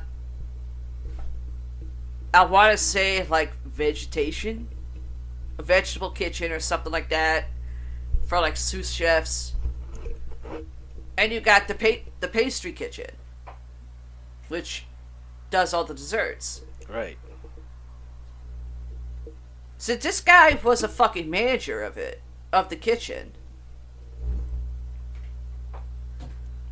The only thing I can think of, one, the pastry chef was not paying attention, or he didn't check to make sure the burners were working right, or the canisters were working right, and that could cause that. Mm-hmm. Which is completely retarded. I can see that point. And this is something that but yet he's a manager for that. Yeah. Bet you any amount of money. It doesn't explain why a manager would go where the canisters are. He was probably checking on like guests, the food for guests that ordered something specific. Right, but you said that the canister was in like a pantry. Yeah, the pantry kitchen. Right. I mean pastry kitchen. Sorry. Well, no, you said it was like in the pantry in the kitchen. I read it wrong. It's the pastry kitchen. Okay. Anyways, the cans have to be put somewhere. Yeah.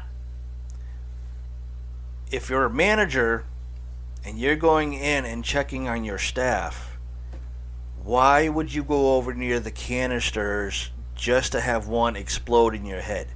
I don't know. It doesn't make any sense. Well, that's not a manager's position or job title to check certain things. That's the people in the kitchen that put stuff in these things.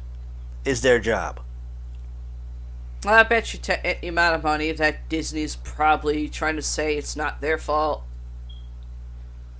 That I can agree with. This is one that you sent me They're from corporate MSN. criminals. Charlie Hawk, writer producer of Maude and Frasier, dies at 79. I saw that on the news feed.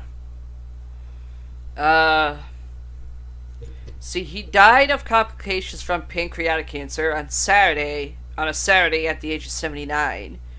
Warner Brothers TV confirmed his death at his home in Los Angeles to Variety. The longtime writer worked on the CBS series Maude for 3 seasons, both as a producer and writer for nearly 20 episodes. And in 1979, Hawk co-created the ABC series The Associates, which earned him an Emmy nomination for Outstanding Writing in a Comedy Series. Hawk reunited with Maude producer Elliot Schuenman in the 90s as an executive producer and writer on NBC comedy series Home Improvement. That was fucking stupid. Starring Tim Allen. In 2000, he moved on to join the staff of NBC's Frasier, for which he received his second Emmy nomination as one of the producers of an outstanding comedy series. I think it is fair to look at something and say, I could do that.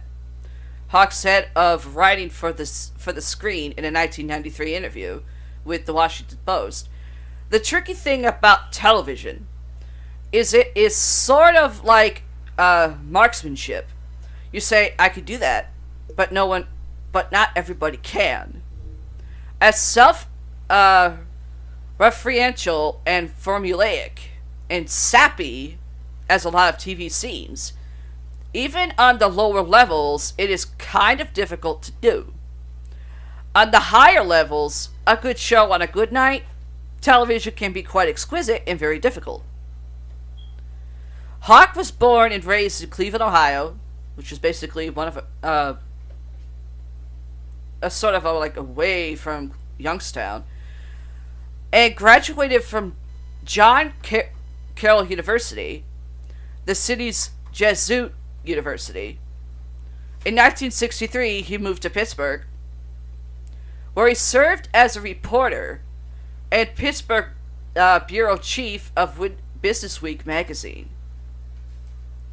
The writer broke into the entertainment industry as a TV reporter, an anchor at Pittsburgh's WQED, where he also worked on Drank, Drunk, a PBS special on alcoholism.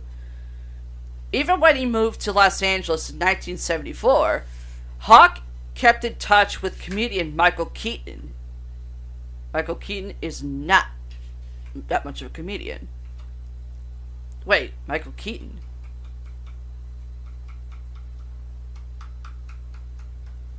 Who? Yeah, Michael Keaton, the one that played Batman. Okay. I only know of Michael McKean. I know he's supposedly a comedian, but he sucks.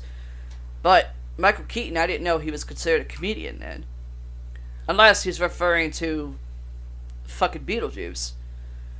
Who he had met during Probably. his... Huh? Probably. I mean, that was really good comedic work for Beetlejuice, for that character, for Michael Keaton.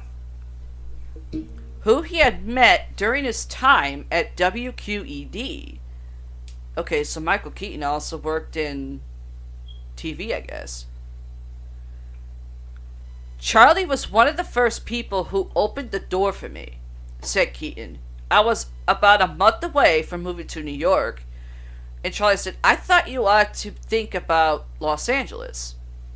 And I'll never forget the expression he used. He said, it's wide open out here. I thought, yeah, I'll come out, and I never thought I'd stay, and I just never left. Basically, he did. That usually happens when you go to the West Coast. Hawk found initial success in Hollywood booking opportunities to write for the Flip Wilson special, a script he wrote for the Bob Newhart show soon landed him the writer position on Maude. Hawk also wrote the pilot episode of The Two of Us, CBS's long-running series that was subsequently titled Valerie's Family and later The Hogan Family. No, people, not the fucking wrestler Hogan. He has a different fucking name. Actually, I would say NCIS beat that. Due to the fact they're in what, seasons 18 sooner or later? Or 19? I don't know. I'll have to look that up. For several years, Hawk also emceed the Humanitas Prize, an event founded by Fr. I don't know if that's supposed to be Frank or Fryer or what. Elwood Bud Kaiser, to celebrate writers for making a positive impact through their work. He also served as a trustee of the Writers Guild Foundation. Hawk is survived by his partner Logan Dalabetta. Okay, so he was on that fence. Okay, NCIS, just to answer your question, Yeah. is in episode 18 right now. Okay. Which started November 17th, 2020, and there's no release date when 18 will be done yet. Okay, so they already done season 18? They started season 18 on Yeah. November 17th, 2020. Okay. They haven't. It says to be announced for when it to be finished. Okay. So in other words, they weren't able to film the whole season yet. No. So far, 18 right now only has 16 episodes. Okay. But they're not fully done yet. And they just start. I'm surprised that from November 17th, 2020, they've done 16 episodes already. Might have to get CBS back on my phone to see if it's the new episodes that are out now. Because the last one I knew, episode I knew, revolved around what's her name? Ziva? Thank you. That basically was all really around her. Last episodes were about her. That's the only thing I remember, and that's it. Daughter Flannery, sons Maurice, Seth, and Perry, sister Marianne Strub, and grandchildren Natasha and Oliver. That's it on him. Yeah, supposedly for NCIS, there's supposed to be some more cast members leaving the show. Yeah, but I've been hearing a lot of that lately. Well, I recently saw, I can't remember when, but I did recently see that the lead star of NCIS, Mark Harmon, was supposed to be leaving after the 18th season was done. Yeah, I know. But he's still there. Yeah, but I'm talking about when the season 18 ends. He's supposed to be leaving. Okay, so in other words, he's stepping back. I mean, I know he's co-executive producer now. Yeah, but I don't officially know. I'm still trying to follow that story, but it's a toss-up with that show. First, well, I've noticed, like, in a lot of the earlier seasons, they were like putting him in situations where his character is supposed to keel off, but he never does. Right. I mean, Abby left. Yeah. Well, yeah. Which was kind of sad for me. Which a lot of people were pissed. Yeah. Because they liked her. Yeah. And then there was supposed to be Ziva leaving. Well, yeah, she did, but no, I mean leaving. No, leaving, which she wasn't supposed to come back. Yeah, I know. And then Donoso. Yeah, he left, yeah. He was supposed to leave. He did. He was supposed to stay away from it because he started his own TV show. Yeah, bull. But yet they brought him back. Well, yeah, for flashbacks and stuff like that. No, they actually brought him back, but not as an NCIS agent. Yeah, I know. They just brought him back because of the child. Yeah, I know. That him and Ziva had, which was kind of strange. Yeah, and then Dr. Mallard was supposed to leave. Well, actually, he was supposed to die, but they kept him in there. Yeah, they kept him there for a little bit longer. And then the director was supposed to leave. Yeah. But he stayed. I don't know. So that's like a huge WTF to me.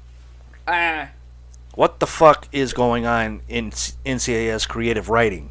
I have no idea. It just confuses my mind.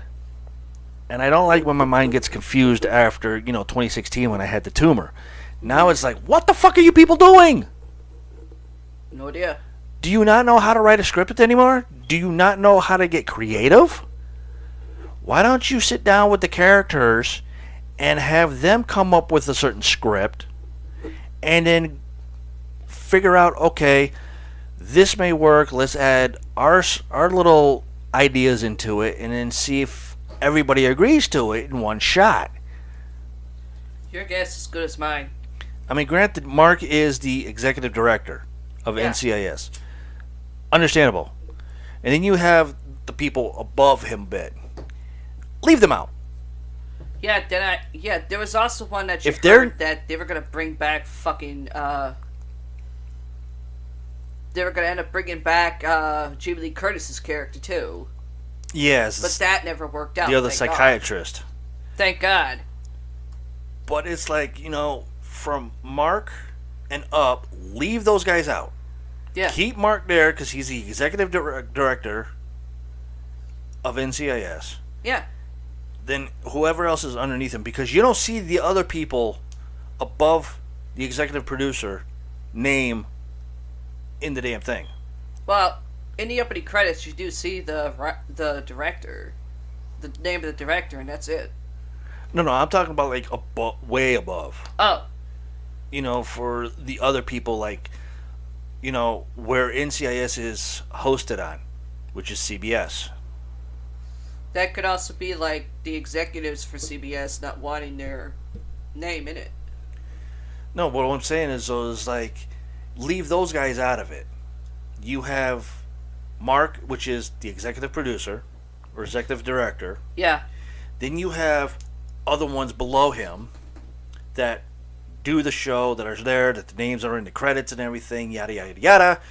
But you don't see the other ones. True. Yeah. You don't. Leave them out. Come up with a script. Come up with, the entire show of what they think should be done, how it should be done. Let them write it. Come back to Mark and whoever else. Sit down. Come together. Let the other people read, what they created, what they wrote.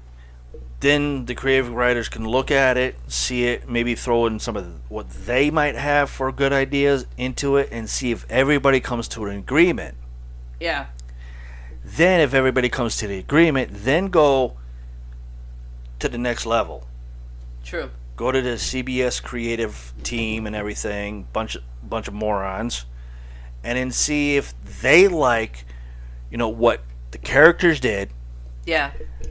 what their creative writers did for the show, and then see what the executive creative department wants to maybe throw in their own little ideas too. See if it all collaborates into one big thing. Yeah. And then maybe you might actually be on the same track for the show. True. That's how I see it. Well, I noticed when But we with all- saw the previews Yeah. of Abby leaving.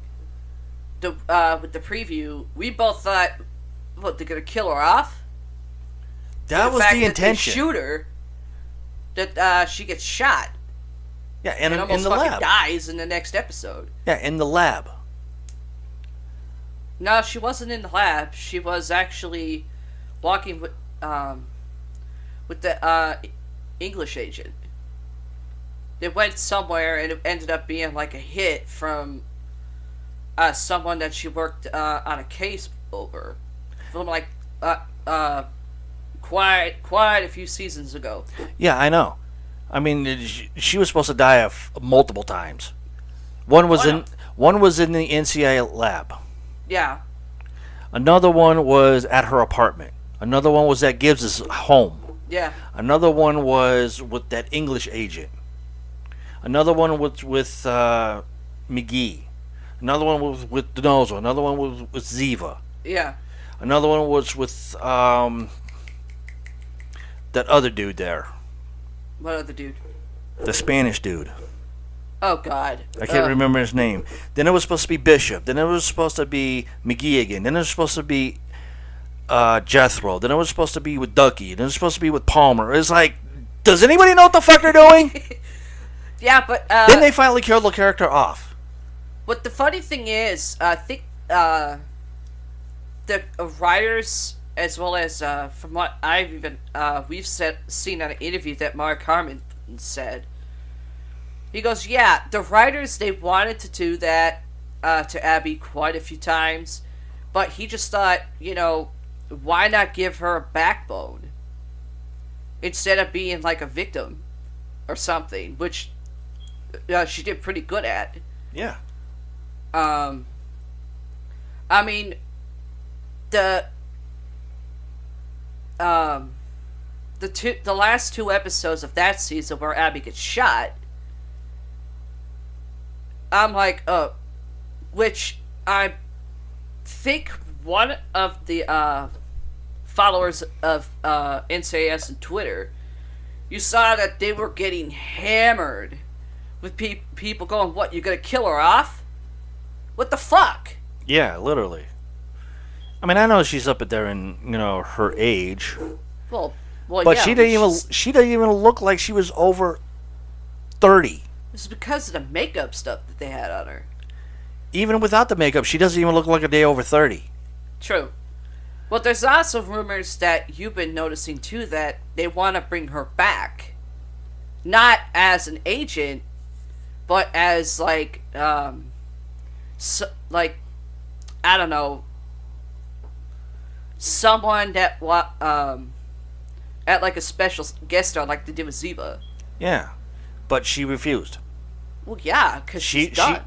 She refused because her creative writing team was not coming up with anything perfect for her. Yeah, no. She came up with her own creative ideas, and they just like, no. Of course. So she said, "You know what? Fuck you people." Well, sooner or later they're gonna bring her back. She turned around and says, the TV station CBS, Yeah.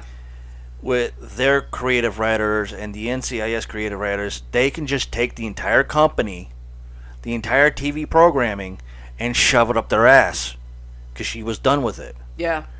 If she's not going to be allowed to do her own little stories and work with those creative writers, then CBS is not worth of watching NCIS without her. Hmm. She was the best. I enjoyed it. I thought Ziva was more of the kick-ass. Oh yeah, Ziva was like Jethro. Yeah, but a lot more hard-hitting.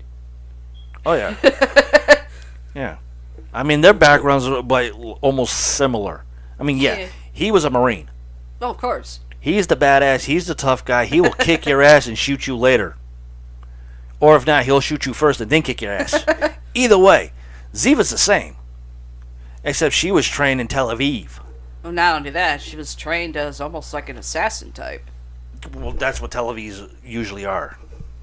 For military, are assassins. Okay, Which was now beautiful. for my last paratainment, Yeah, it's getting we're close to going dinner to be time. talking about the ranking of the so-called best 25 horror villains of all time. No, they're horror villains, not horror movies. I still have quite a few of those I gotta do.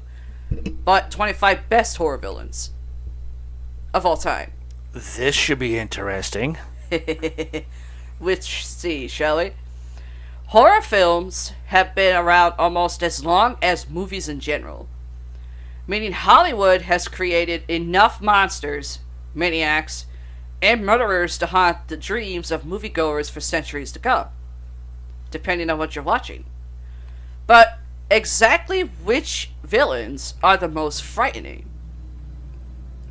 Which are the most entertaining? And which ones do we simply love to watch? From Universal's classic monster movies to the scariest slasher stars of the 21st century. Let's see, this ranking of the 25 best horror villains. Let's see, shall we?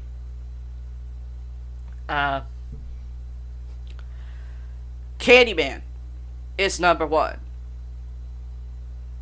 Hold on. Or I should say, 25, counting backwards, 25 would be the last. Candyman, was 1992's Candyman an original idea? Nah. The character is basically the male version of the old Bloody Mary urban legend / ghost story but with a little extra work, which I caught that the minute I fucking saw it. Within 5 fucking minutes, I knew that was it.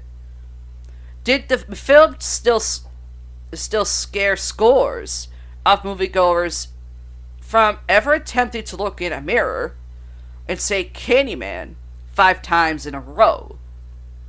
You betcha. Well, my skepticism on that. Tony Todd, who did the original Candyman, his character, he was good. I mean, he did add some mystery to it, due to the fact you only heard, like, his voice, or you saw flashes of him.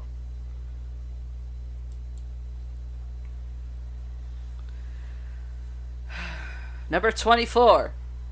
Count or Lock. Paramount just gave me the lifted eyebrow. What? What? Count or Lock might just be an unauthorized adaptation of another villain who appears later in this list, but that doesn't mean the character played by Max Schreck doesn't deserve some love. After all, 1922's Nosferatu, it's pronounced Nosferatu, I call it Nosferatu, did a lot more for the horror genre, and you can't tell me Orlick didn't still chilling to look at 96 years later.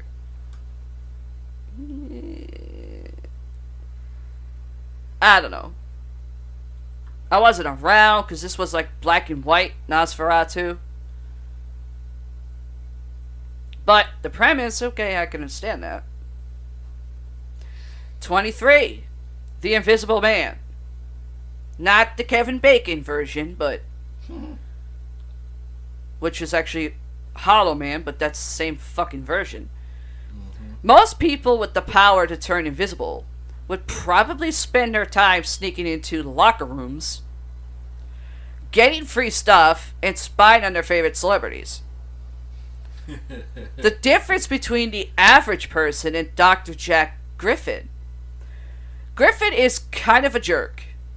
That's what it says, but I'm going to rephrase it. Griffin is kind of a dick. Okay, technically the movie, but not the book by H.G. Wells. It's the invisibility drugs that turn the doctor insane. But like your typical mean drunk, he was probably already harboring some deep-seated negative feelings. Regardless, Claude Rains scared the shit out of audiences when he played the character in the 1933 film, which would be an embarrassing experience for anyone who doesn't also have the power of visibility. I know a way to do power of visibility: kick a son of a bitch in the ass. Patrick Bateman. Don't know who that is, but oh wait, yeah I do.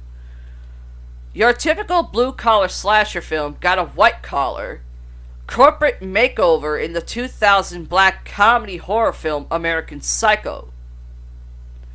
Christian Bale, who really killed the voice of Batman, period, starred as Patrick Bateman, the villain protagonist who is either a sadistic homicidal maniac or just a delusional and paranoid shit living in a dog-eat-dog world of business. Either way, we loved all 101 minutes of this film. Not sure what that would be clocked at. Which is based on the 1991 book of the same name from Bret Easton Ellis. Number 22. I'm sure everybody remembers this film. Carrie. Not the bullshit reboot, not the movie after that, before that. The original Carrie.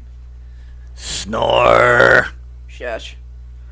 Carrie was pure evil from the start, what with her disturbing telekinetic powers and all. This makes her the unfortunate villain of the 1976 film Carrie, especially after she killed almost all of her classmates and teachers in a fury blaze. Of course, if those mean girls had just been a little nicer to Carrie, who was played by Sissy Spacek, the film, based on the novel of the same name by Stephen King, would have probably turned out much differently. Such is the life of a horror villain, right? Which, I have to say, is the only fucking horror movie I ever seen that actually has someone with red hair in it. Now, 21, The Mummy. Not the Brendan Fraser movies, and definitely... Okay, hold on. Getting a little ahead of myself, let's see. For a pretty generic horror movie monster, The Mummy was nabbed a lot of screen time. He was first brought to life by Boris Karloff and Universal Pictures in 1932, which led the studio to release 5 sequels, including 3 with Lon Chaney Jr., Peter Cushing. Then followed that up by starring in the first 4 Hammer horror films in 1959. More recently, there were the Mummy/Scorpion King films with Brendan Fraser and Dwayne "The Rock" Johnson, as well as the recent shitty version, let me repeat that, I stumbled. Take 2 shots. Blah, blah, blah. More recently, there were the Mummy/Scorpion King films with Brendan Fraser and Dwayne "The Rock" Johnson, as well as the most recent shit version, 2017's The Mummy, which starred Tom Cruise, and the mummy's a female, not a male. As far as timeless horror villains go, The Mummy might take the top spot. He's several thousand years old, after all. Yeah, if you're talking the 1930s. Oh, God. 20. Jigsaw? Are you fucking serious? Snore.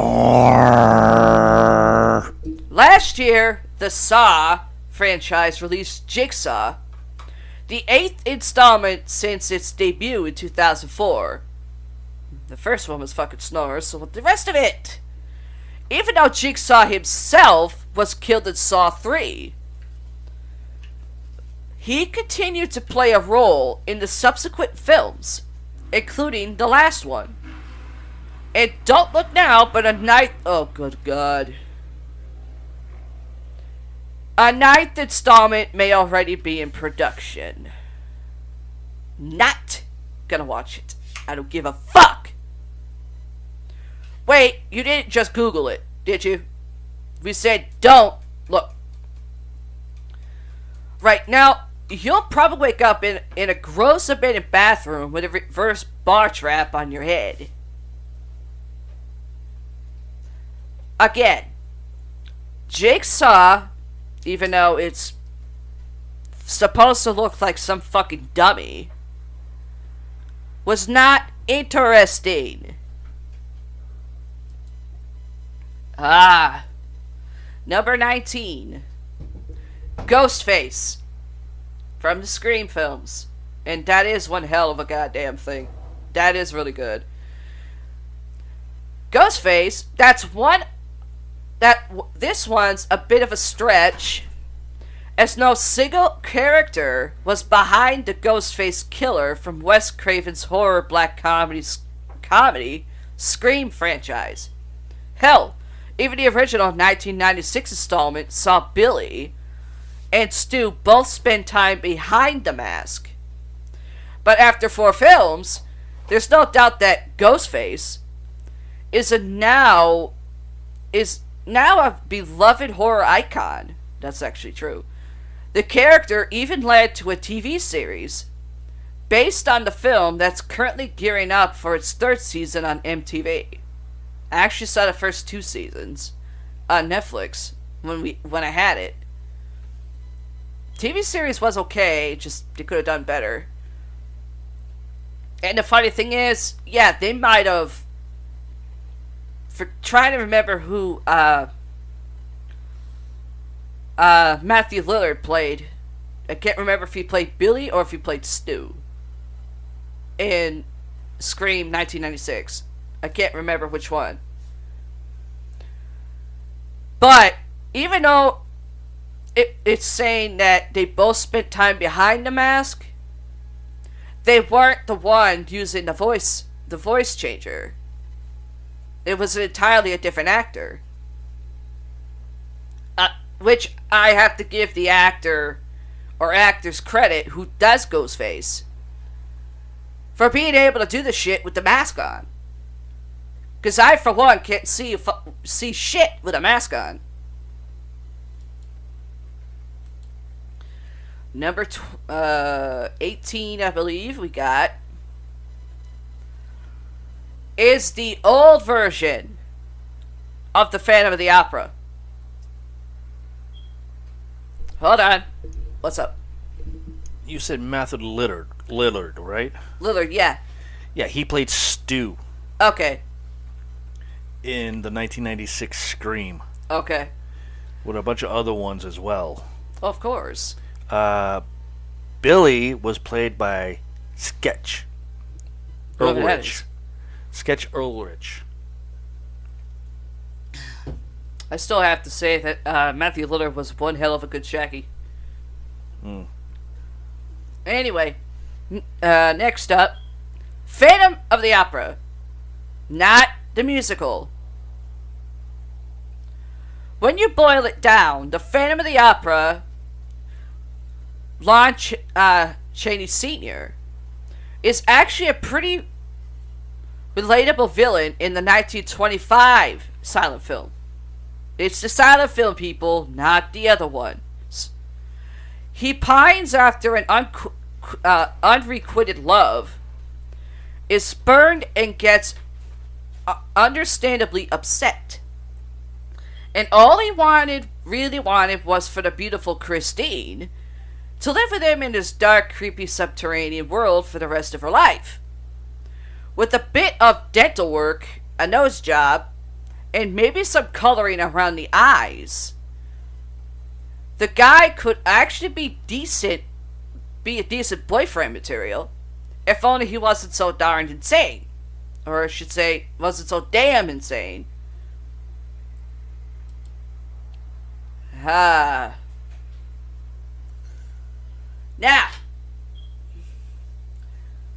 this next one, Pazuzu Reagan. I'm going to say that again. Pazuzu Reagan.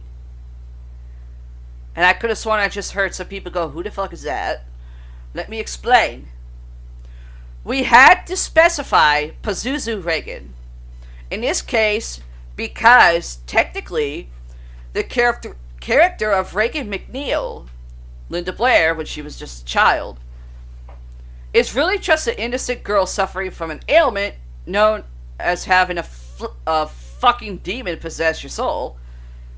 Of course, this made the 1973 horror movie The Exorcist all the more frightening, as masses of theatergoers thought they could easily be the next unfortunate person to speak in tongues, have their heads spin all the way around, and projectile a piece soup on a priest.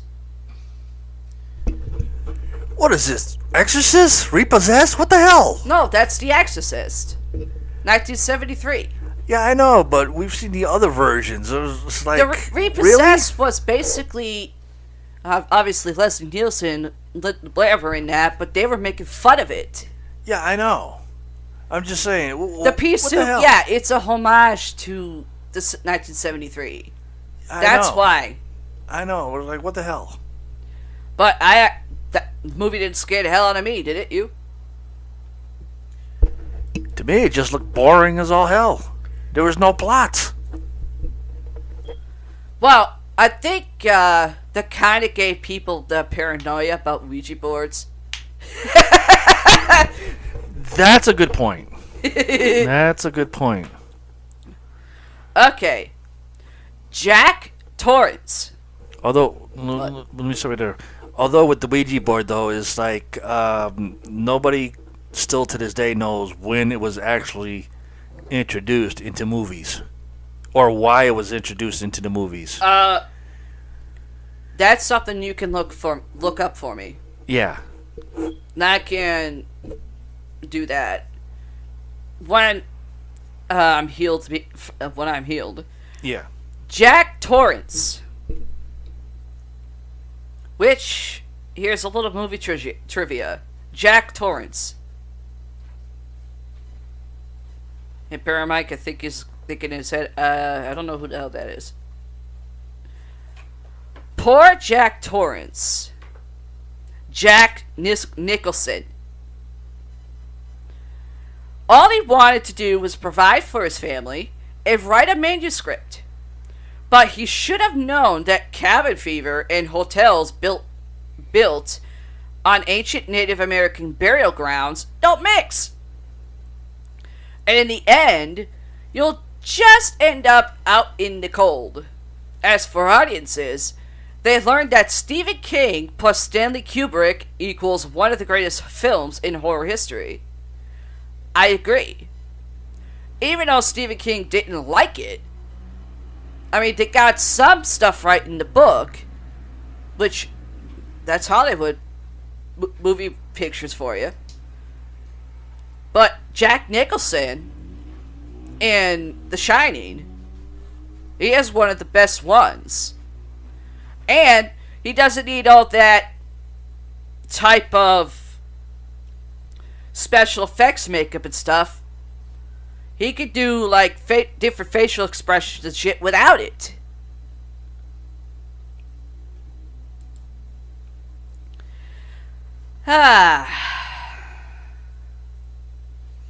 Next up we have Damien. Now I'm going to repeat that again. Damien. I'm going to give you all a few seconds to think the answer who I mean by Damien. Time's up. When it comes to creepy children, Damien, who is played by Harvey Spencer Stevens, takes the cake. Only metaphorically, of course, as the little Antichrist doesn't take desserts, but he takes people's lives. And in gruesome ways to boot. But the most sinister part of the 1976's The Omen, spoiler alert, the kid wins. Next up on the list is Norman Bates. We all know Norman Bates, what he's from. If you're wondering why Norman Bates is listed in this list, but the photo is Mrs. Bates, then clearly you've never made it through the whole 109 minutes of Alfred Hitchcock's 1960 masterpiece, Psycho, or its 4 sequels, or of course the awful 1998 remake with Vince Vaughn, or the TV series that aired on A&E, Where Have You Been? Which I'm gonna ad-lib that. Where the fuck have you been? Next is The Wolfman. Lon Chaney Jr. had to spend 5 to 6 hours in the makeup chair at each time he suited up as the Wolfman, which included the 1941 original, The Wolfman, as well as 4 sequels. This is somewhat ironic, as for audiences in the 1940s, The scariest part of the Wolfman character was watching him actually transform from man to beast and back. That and, all the random maulings. I believe the next one is, I believe, one of the best. Jaws. And I mean the original. Not Jaws 2. Jaws 2 was okay. Jaws 3 sucked because the 3D was bad. Jaws 4 wasn't even considered a fucking Jaws movie. It was considered a fucking melodrama. Jaws might not be your typical slasher horror film, especially since the antagonist is a great white shark. But the nature-based monster flick still fits the bill and evokes all the same feelings of suspense and terror in audiences. Plus, the Steven Spielberg smash hit almost single-handedly invented the blockbuster when it was released back in 1975.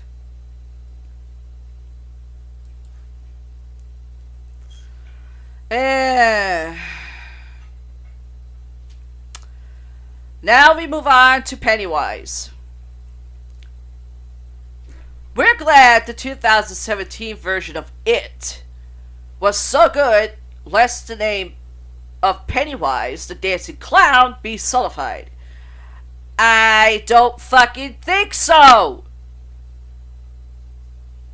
Now, you can take your pick between Tim Curry in the 1990 TV miniseries or Bill Skarsgård in the new film, and not go wrong either way. Or if you're us, you just watch both. Join us and you'll float too. One, Bill Skarsgård, he did okay. I think there was some special effects that didn't need to be done. Especially the fucking spinning twirl-a-whirl that made me walk out of the fucking movie like I had a fucking keg. Tim Curry, on the other hand, is the classic. You can go ahead, do remakes all you fucking want. You can't beat the fucking classics. I don't give a fuck. Hannibal Lecter is next on the list. Dr. Hannibal Lecter, Anthony Hopkins, isn't the worst villain in all of his three films: the 1991 Silence of the Lambs, 2001's Hannibal, and 2002's Red Dragon. But he's still a cannibal and serial killer who once ate a census taker's liver with some fava beans and a nice Chianti. But hey, at least he has some sort of conscience. Here's another one. Leatherface. If you don't know who the fuck Leatherface is, you really don't know your fucking horror films. Or your horror villains. It has now been 44 years since Leatherface first revved up his favorite electric tool in the Texas Chainsaw Massacre. Yet the franchise is still going strong. Or going strong, sorry. Take a drink of stubble. There have already been 8 films released to date. The latest being 2017's Leatherface. Not bad for a dude from a small town in Texas with big dreams of revenge, murder, and cannibalism, as well as a passion for some far-out arts and crafts projects. I'm not making fun of the stuff, I'm just reading it. Next we have is Pinhead. Obviously, when Clive Barker conceived the Hellraiser franchise, he wanted to create beings so terrible that you'd never dream of crossing over into their world.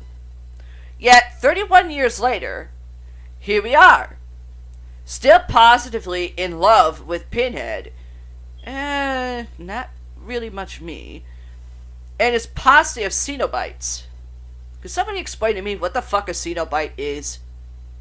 I mean, I can understand there are different characters in the Pinhead films, but what the fuck is a Cenobite? Sure, 2011's Hellraiser Revelations was an absolute disaster, and the only film that didn't star Doug Bradley in the main role. But that won't stop us from playing with a laminate configuration puzzle box if we ever find one. Which, I have to say, is probably where the fucking Rubik's Cube shit came from. When you see people in Pinhead movies doing that stuff with the box in the Pinhead movies, it's a fucking Rubik's Cube. If you think I'm wrong, go watch the films. Find a fucking Rubik's Cube and see if you can fucking work it out. You're gonna see the same fucking thing I do. It's a fucking Rubik's Cube painted to look like something different. Or made to look different. My favorite horror villain. I'll give you a few seconds to figure out which one. And while I'm giving you a few seconds to figure it out, I'm gonna light a cigarette.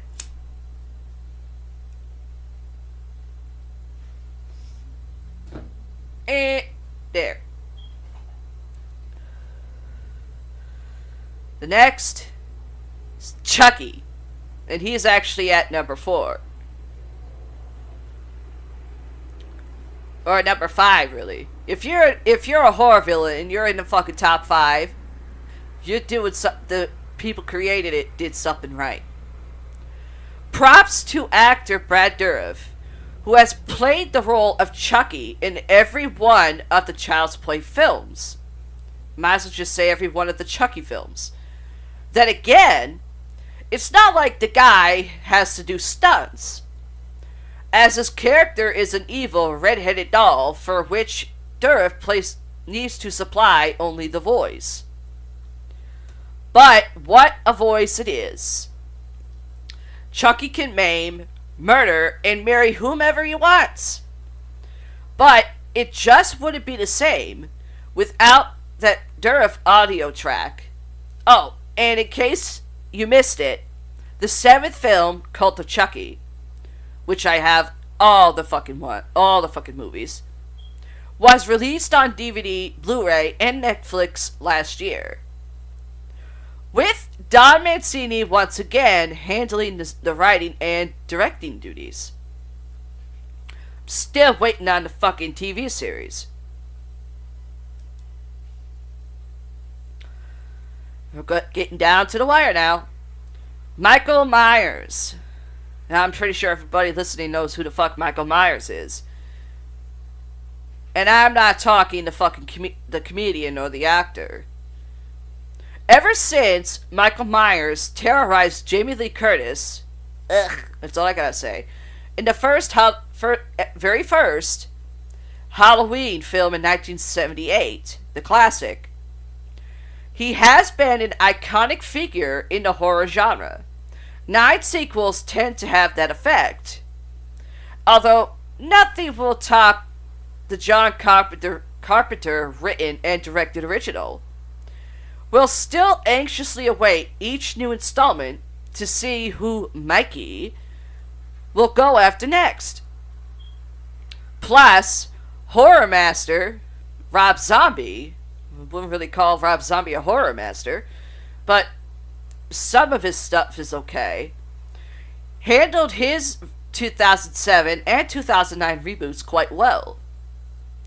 I actually have to agree. I did like Rob Zombie's handling. I really did.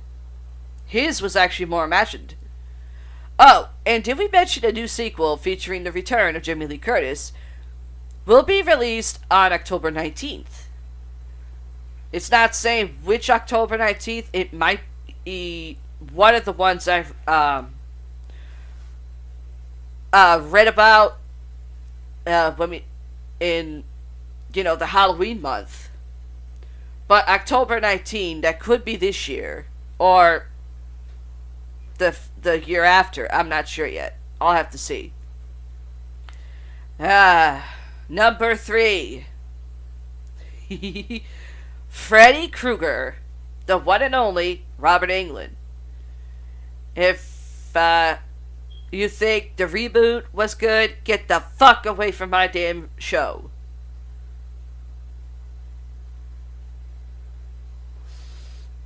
Let's see. Freddy Krueger. 1, 2, Freddy's coming for you. Says the famous rhyme from Wes Craven's Nightmare on Elm Street franchise.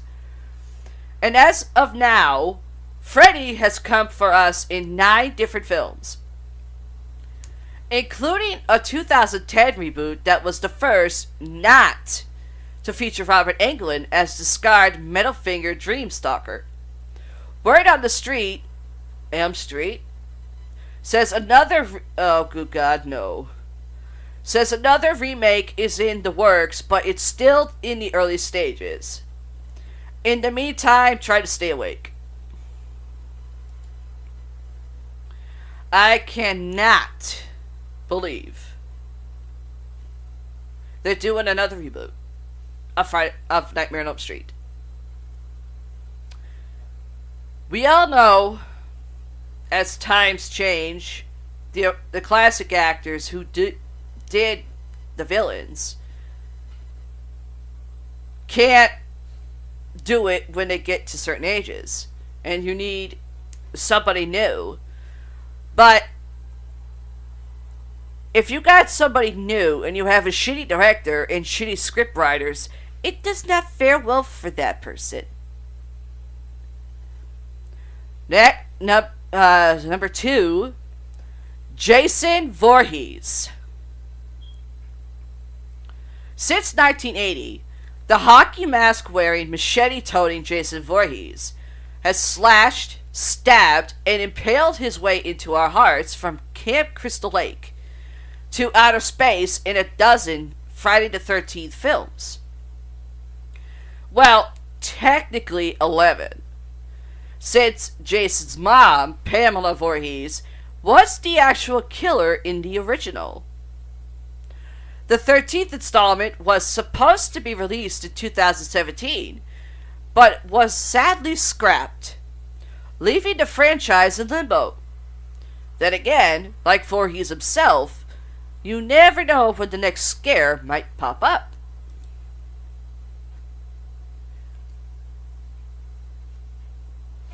Frankenstein's monster is number 2. Remember, Frankenstein is the doctor and creator. Frankenstein's monster, or the creature, in the 1818 Mary Shelley novel, has the bolts in his neck and is the star of dozens of films dating back to a 1910 silent short film starring Charles Stanton Ogle. Of course, the most famous portrayal of the creature belongs to Boris Karloff, or maybe Fred Gwynne's spoof role of the TV series The Munsters. The Munsters was a fucking TV series for fucking kids. Not horror. Number 1, we have Dracula. When Bram Stoker penned Dracula in 1897, he likely never would have believed that the Count Dracula character would eventually become one of the most identifiable characters in the history of literature, TV, or film, or that he would single-handedly establish the vampire genre. Yet, here we are, 121 years later. Holy fuck. That's been that long. 121 years later, still talking about everyone's favorite bloodsucker. Then again, Bela Lugosi probably wouldn't believe people from modern times will be still talking about his performance in the 1931's Dracula either. And that's it for that.